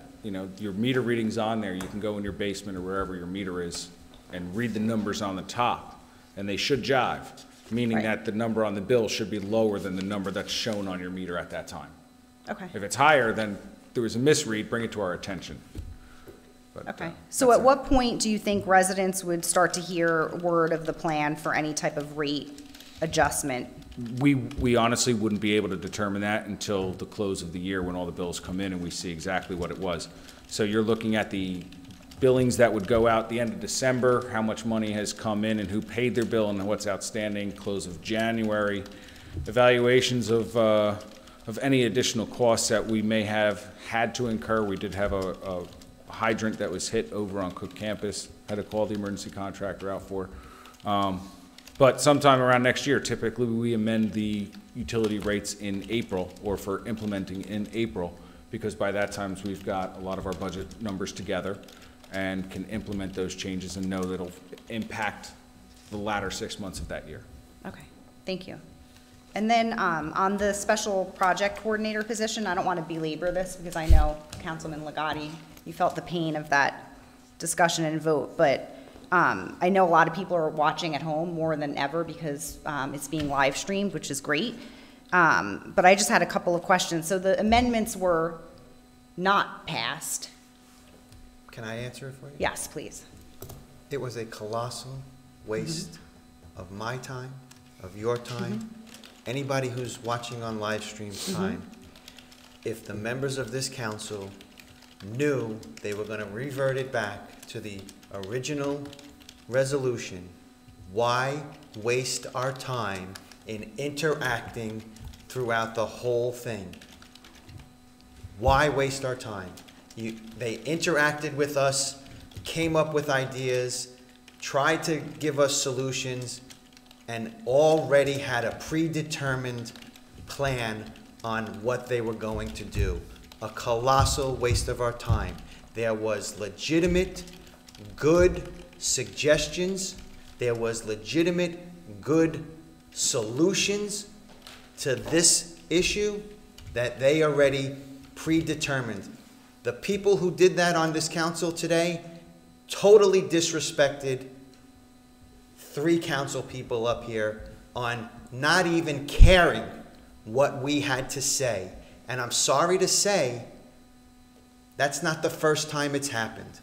You came in here with a predetermined determination. We just found out about this Friday.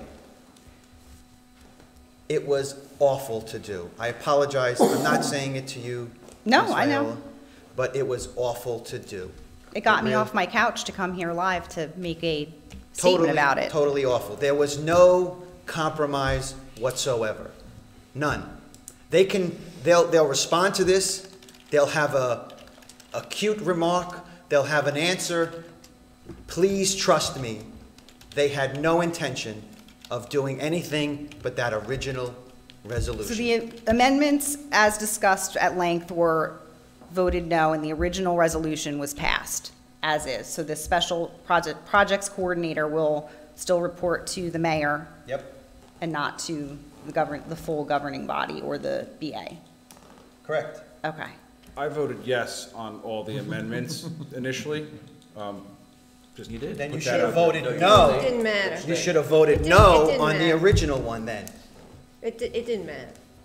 That's what you should have done. Well, there was no. So, and to the point is that we did not receive any correspondence or collaboration whatsoever before Right. this was presented. So I just want to go through quickly, because I know you've said a lot of this already.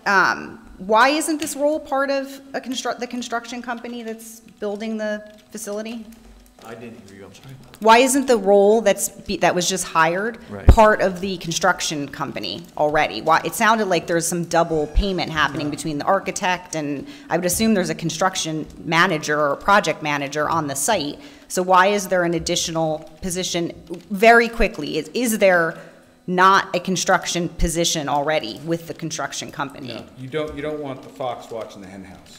So you don't pay the contractor to oversee the contract administration, because then he'll approve any changes in contract price that he sees fit. You always have your third party. You have your contractor, your owner, and your contract manager, construction manager. But we didn't need that for the substation, because I thought I heard that earlier in the meeting that we didn't have. We had a construction official that works for the borough. Right. Who was involved, but then we had a super good, super fantastic architect that we had not one issue with the whole entire project, that members of this council thought it better to vote for an architect that went out of business in 6 Right. months, instead of using the same one that was a little higher priced, but knew their capability.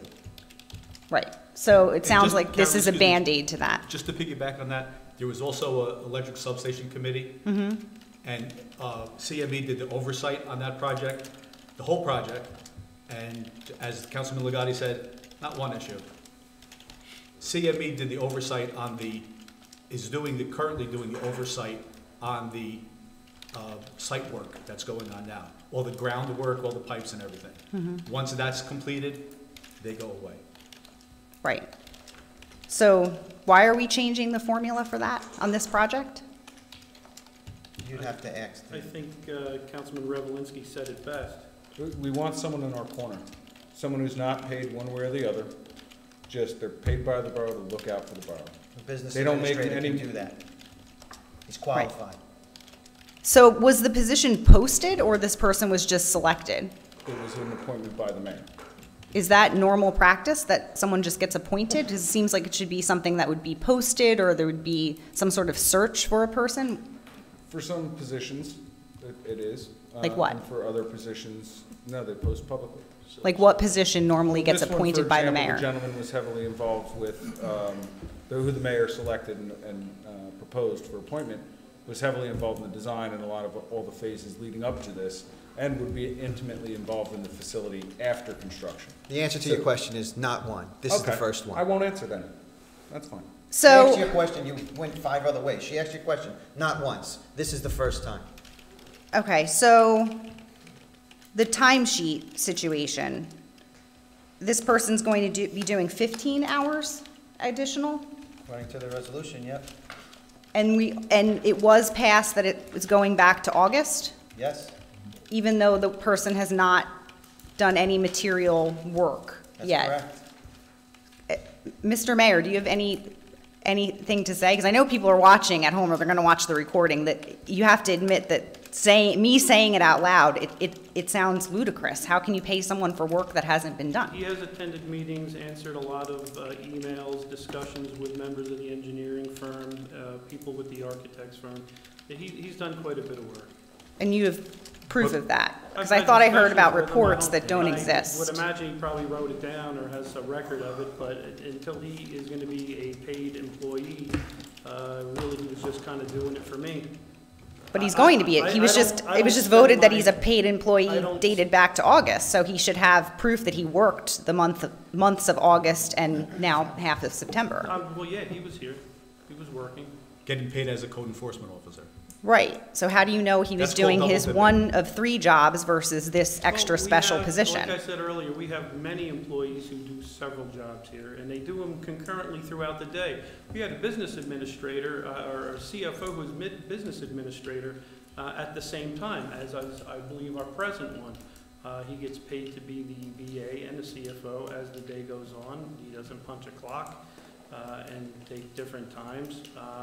But trust me, we need to make sure that this building is done very well, that there's not a lot of, I don't want any overruns, okay?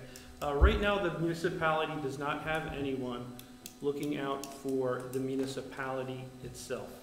The engineer did the design, and they're watching over what's going in over there in regards to, their designs. The architect is going to do the same thing, but we need someone who has an intimate knowledge of the project, who is going to represent the municipality on any questions and anything that comes up in regards to that project. I can't be here all day to attend meetings and things because I do work for a living at a regular job. Not only that, but I don't have the expertise to answer a lot of the questions that the person we want for the position who has that expertise and that knowledge. I just don't have it. But excuse Carolyn, but one more point. But we do have a construction code official this is his job. And this is what he does do. He's going to do his job. He's going to continue. So why couldn't he do this position? Excellent Why question. couldn't he fill this role? How Excellent much question. construction Well, that person code is work is is there going on in Milltown at any given time? Was he that this given can't the be added? opportunity to apply for that job? He's a part-time employee, works here a couple hours a week, and that's it. And he's got a full-time job somewhere else, so it's impossible for him to do it. Why? Wait. Oh. Morsinzak has a full-time job. Why is it impossible for him? Why is it possible for him to do it?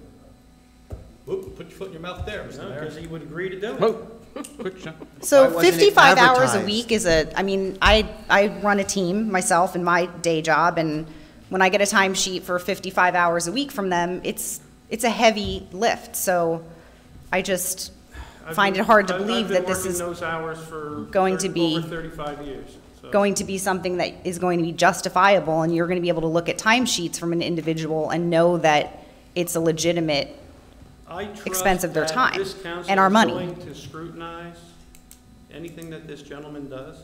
Why? And He'll if come they with a don't- predetermined decision anyway. If they don't, if they, find any irregularities, any problems, then, the proper steps will be taken. What are those steps, just so we know? Dismissal From who? You? from the governing body. From the 3 people and the 4 people who voted for him? You're gonna dismiss him?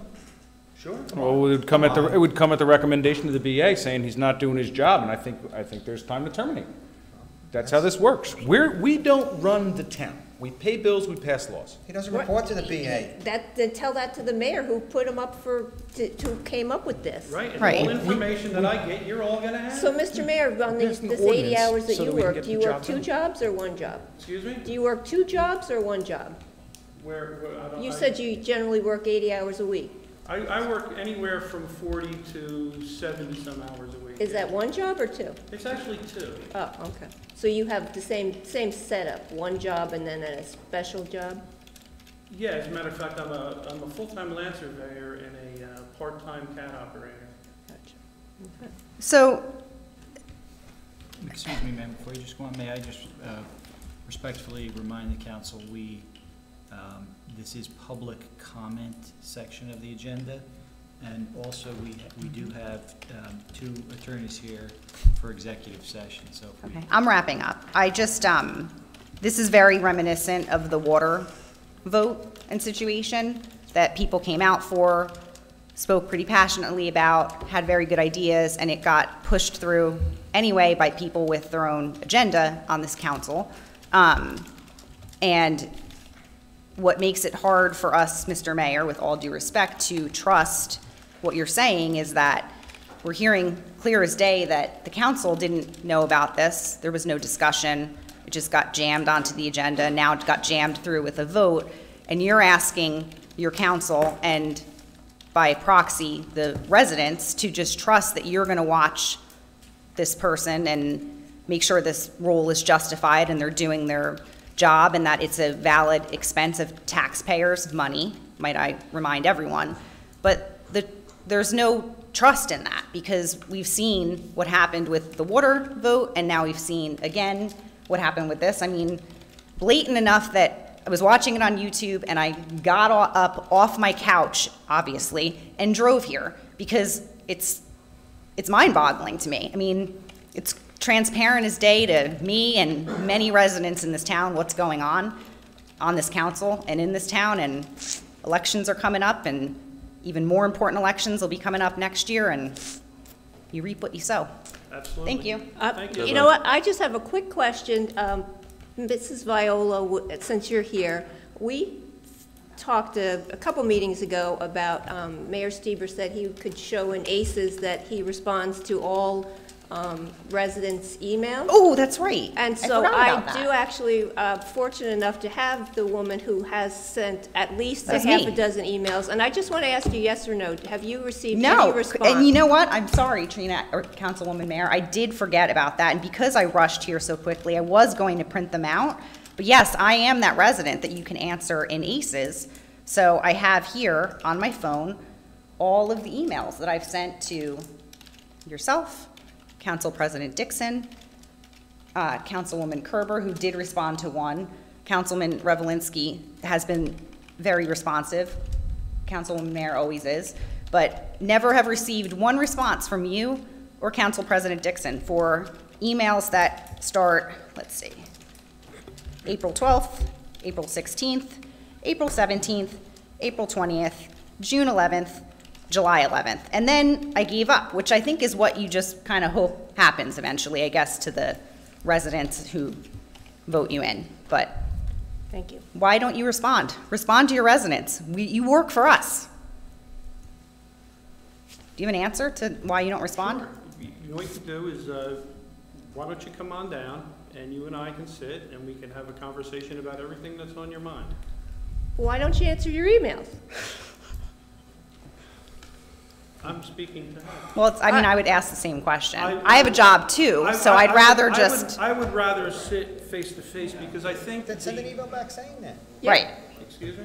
Then You could send just an have email said back that. I mean, you're saying saying that. this now because I've now called you out on TV and in front of the believe you residents, said- but. You know, the first email you sent me, I'll be quite honest with you, I reached out to the council president, that I had gotten an email from you regarding something that was going on in his department, and he let me know that he would respond. And then I wanted to get back to you to let you know that if you want to come down and sit and talk, because see, I have a problem with emails, because you don't understand exactly what people mean in emails. It's like text messages. And I like to speak to people face to face, or at least on the phone. And that's the way I prefer to converse with people. So anytime you have an opportunity, if you'd like to meet me here, I could come to your home, whatever you want to do, and we could get the whole list of what you have and you want to discuss, and I'll certainly discuss it with you. That's not a problem. So I just would like to chime in on that. I sent you an email about a week and a half ago. It's gotten so bad, we're a collaborative body, nobody answers the emails. I mean, we all can't call each other during the day, but Mayor, I sent you an email when I got an email about the tree list, which we have discussed at length, and I said, Mayor Stieber, please call me. I just got the email from Councilwoman Kerber saying no funds are available for the tree list. This has gone on long enough. Please reach out to me. And it's gotten so bad that I get no responses from certain people in the council that I put a read request and a delivery request. So the delivery request came back, the read request did not come back. So I don't even know that you have read my email, let alone I asked for a phone call, and you have my phone number, and I did not receive that. And how can we be a collaborative body when we can't even interact with one another? You can feel free to call me anytime. Carolyn, if you want my number, I'll give it to you. You can call me anytime. Mr. Bruder, I have a question. Yeah. When I've replied only, every time it goes reply all back to all council. So I'm doing the right thing by the Oprah law. When I reply to anyone singly. You can reply to a resident. Yes, Singly. but then when this resident replies back, they copy all the council back in. That's not, so Is they that can do that. acceptable? Well, Am I allowed to Council continue? has to be cautious not to hit reply Right. all on emails, and the purpose is for, under the Open Public Meetings Act, obviously, there can't be any discussion of borough business by what would constitute a quorum, otherwise it would have to be noticed. Okay. So when I say I'm replying to the resident, and then they go reply all and copy all the council and mayor in again, when I did not do that to begin with, that's why I don't reply continuously to anyone. So you don't answer any emails because you're afraid they're going to reply all? Very select few do that.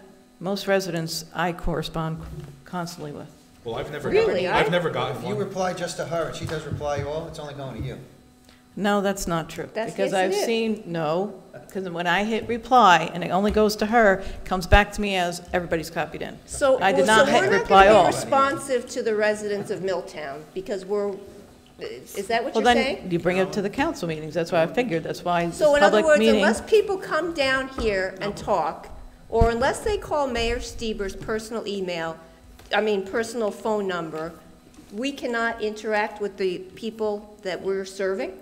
No, when you've replied to me as well, I've only replied to you because of what, we were Fine. told by the clerk. But then you go and you hit reply to me and copy everybody else Do in you know again. that Okay, people... got That's it. what Okay, I'm go on. confused So here's an idea.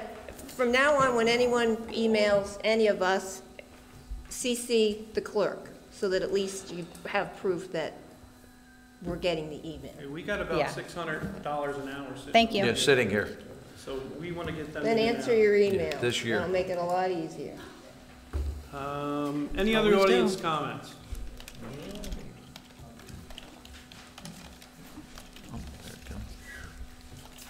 Lee Weisenberger, 99 JFK Drive. A couple questions. Mike, a while back, I asked you what the percentage of the water mains that got relined was. You have an answer now? I believe it's 25%. 25. Anything gonna happen this year? Anything in the budget? Well, I would defer to the council, obviously, but I don't know of any projects pending. I think this year, really, we have the water storage tank to get in. That's the biggest Right. project on this year. So the people experiencing water problems are stuck yet?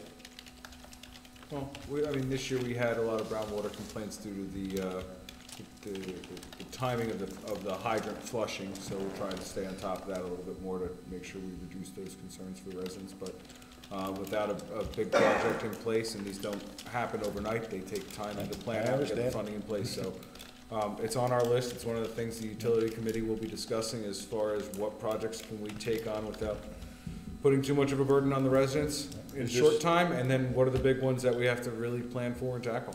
Just like you said, you're replacing your meter, because it's clogged from sediment, probably. Well, it was actually, believe it or not, it was, the valve was closed. Well, like I said, that's an ongoing issue anyway, though. So it's money going down the drain unless you fix the main. We touched on Ford Avenue tonight. I'm gonna go to you, our attorney. Way back in May, I believe, you said that in the summer there was gonna be a decision on the court case. Haven't heard boo. Well, we did cover that at the last council meeting. There was a decision that was reached in favor of the borough. Borough prevailed in that. Okay, and any follow-up to that? What was the decision? The borough ruled in favor, the court ruled in favor of the municipality with respect to the redevelopment. It rejected the property owner's proposal as far as redevelopment. So the court approved the numbers for units that were put forth by the borough. So now we are, as a governing body, going to continue to discuss what needs to be done to implement the redevelopment. And there's a series of steps that will be undertaken, so that we're going through that. Okay, now, Mr. Dixon did tonight bring up a little bit with Ford Avenue then, legal fees, whatever. Is something going on again now that's gonna cost us more money? Well, it's an ongoing process. The redevelopment is an ongoing process. So it's related to the redevelopment, nothing else? Of course, yeah, it has to. There's a number of moving parts to a redevelopment Right. that takes place. There's ordinances that have to be implemented. There's actions the municipality has to take. There's a redevelopment plan. So there's any number of things that have to happen. Okay, my point to that is back to the council then. In this year's budget, what do we put in there for legal fees, continuing with Ford Avenue? What percentage, what is it? Any idea? Any idea? I do not have a budget in front of me, I couldn't tell you. I mean, I'm just curious what this has cost us up to now, once again, which has been asked many times. Yes. What this overall number is, and we get another. It's become a moving target, quite frankly, and unfortunately, it's definitely hard to predict, especially when we have council meetings that extend as long as they do. And once And again, our attorneys are here. the taxes being paid, not being paid. I would say it could probably be answered if we had a computer here. They have been being- Mr. Barr had everything right in front of him, but it would be only up to date, it would not be a yearly thing, because we beat them right now, whatever those expenses were to them. Well, he's asking now about the taxes, whether they're being kept current or not. taxes- And they're not being kept current by the To property. be kept up, no. Okay, that's enough. Appreciate it. Anyone else? Closing audience comments, council comments. I have one. Oh, go ahead, Council President. If we could notify the residents that the next council meeting is Tuesday, October 9th, as instead of Monday, October 8th. It has been moved to a Tuesday for the holiday. And my birthday. Happy birthday. Well, I figured that's why we moved it. We'll have Anyone a- else? Yes, so I just was reminded when we were talking about emails, I emailed Council President Dixon and Councilman Revelinsky today because there was a lot of talk online asking about the cleanup of Ford Avenue, and I must have missed that when you did your report. Do we have any update on the cleanup of Ford Avenue? Not the litigation, but the rubble? Well, I'm just picking up your email right now, so hold on one second.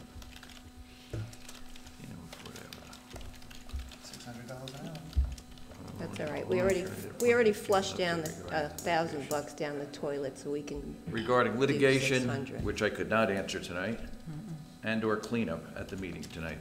I can only tell you with the cleanup that there's steps being taken moving forward, but I was told earlier not to talk about that because it is pending. The cleanup? Pending litigation. The cleanup? Well, because The we've been given cleanup. updates on the Cleanup. water suppression system. Do we have any update on that, or the fines? I think he's talking about, in a roundabout way, probably failure of action by the property owners leading To live up to maybe a litigation. court order, or All right. But goodwill. we wait for our closed session meeting with the attorneys. So just really quickly, I'll say to the people watching at home and the people here, Best I could, I thought I just did. no, okay. Thank you. Litigation, hopefully we'll be talking about that. Okay, I'm moving on to the next topic. We talked a lot about us being accountable up here. I would ask all of you that if you went to your job and you didn't answer an email from your boss or from your customer, how long would you expect to get a good review at your job or to keep your job? So I think that we are, and I've said this over and over up here, accountable to the residents of Milltown. Email is a way to communicate. It might not be the way that all of us like it, but when everybody is busy and has jobs, at least an email can set up a meeting or set up a phone call, or it can be used to answer a question. So I think that we need to address the fact that we need to be more accountable to the residents of Milltown. The other thing that people are frustrated with is how we can't work together. And you got a perfect example of that tonight, and how can you work together when you don't even have collaboration or communication, and something is put in front of you, and it's by one person who is putting his own agenda first. And also, I would say that it's demoralizing to the rest of the employees here to single out one person for favorable treatment. So I would advocate for everyone to keep a close watch on what goes on and make sure that you see what happened here tonight and the way that things were answered when people are held accountable. When it comes time and their feet are held to the fire, things are not said as they are originally said. And I just think that that is wrong, and I hope you all will keep coming to the meeting, watching online, because it's really important that we get feedback from all of you. And I thank you. Anyone else? Just real quick, Lee, $125,000. Yep. Anyone else? Yes, Mr. Mayor, I've got a comment. I'm going to make it quick, and I want to wait to the end here just so I can get it out and say my piece. But quite frankly, I want to work together. Councilwoman Mayor, I think Councilman Legati, you know this. It's hard to do and to have faith in your companions up here when comments are made about having a predetermined mindset and agenda. It questions my integrity, and I don't take lightly to it. I simply just don't appreciate it. And it puts a roadblock in working together moving forward. So while we like to use this dais and the opportunity to be in front of a camera to make nice speaking points, let's think about the true impact of those, and not just on how many votes we can get, but on our ability to work together. So I hope that those comments weren't derived at me. I don't like wasting my time. I wouldn't have kept moving forward in that discussion regarding the special project coordinator had I not been willing to come to an agreement and move forward and work together.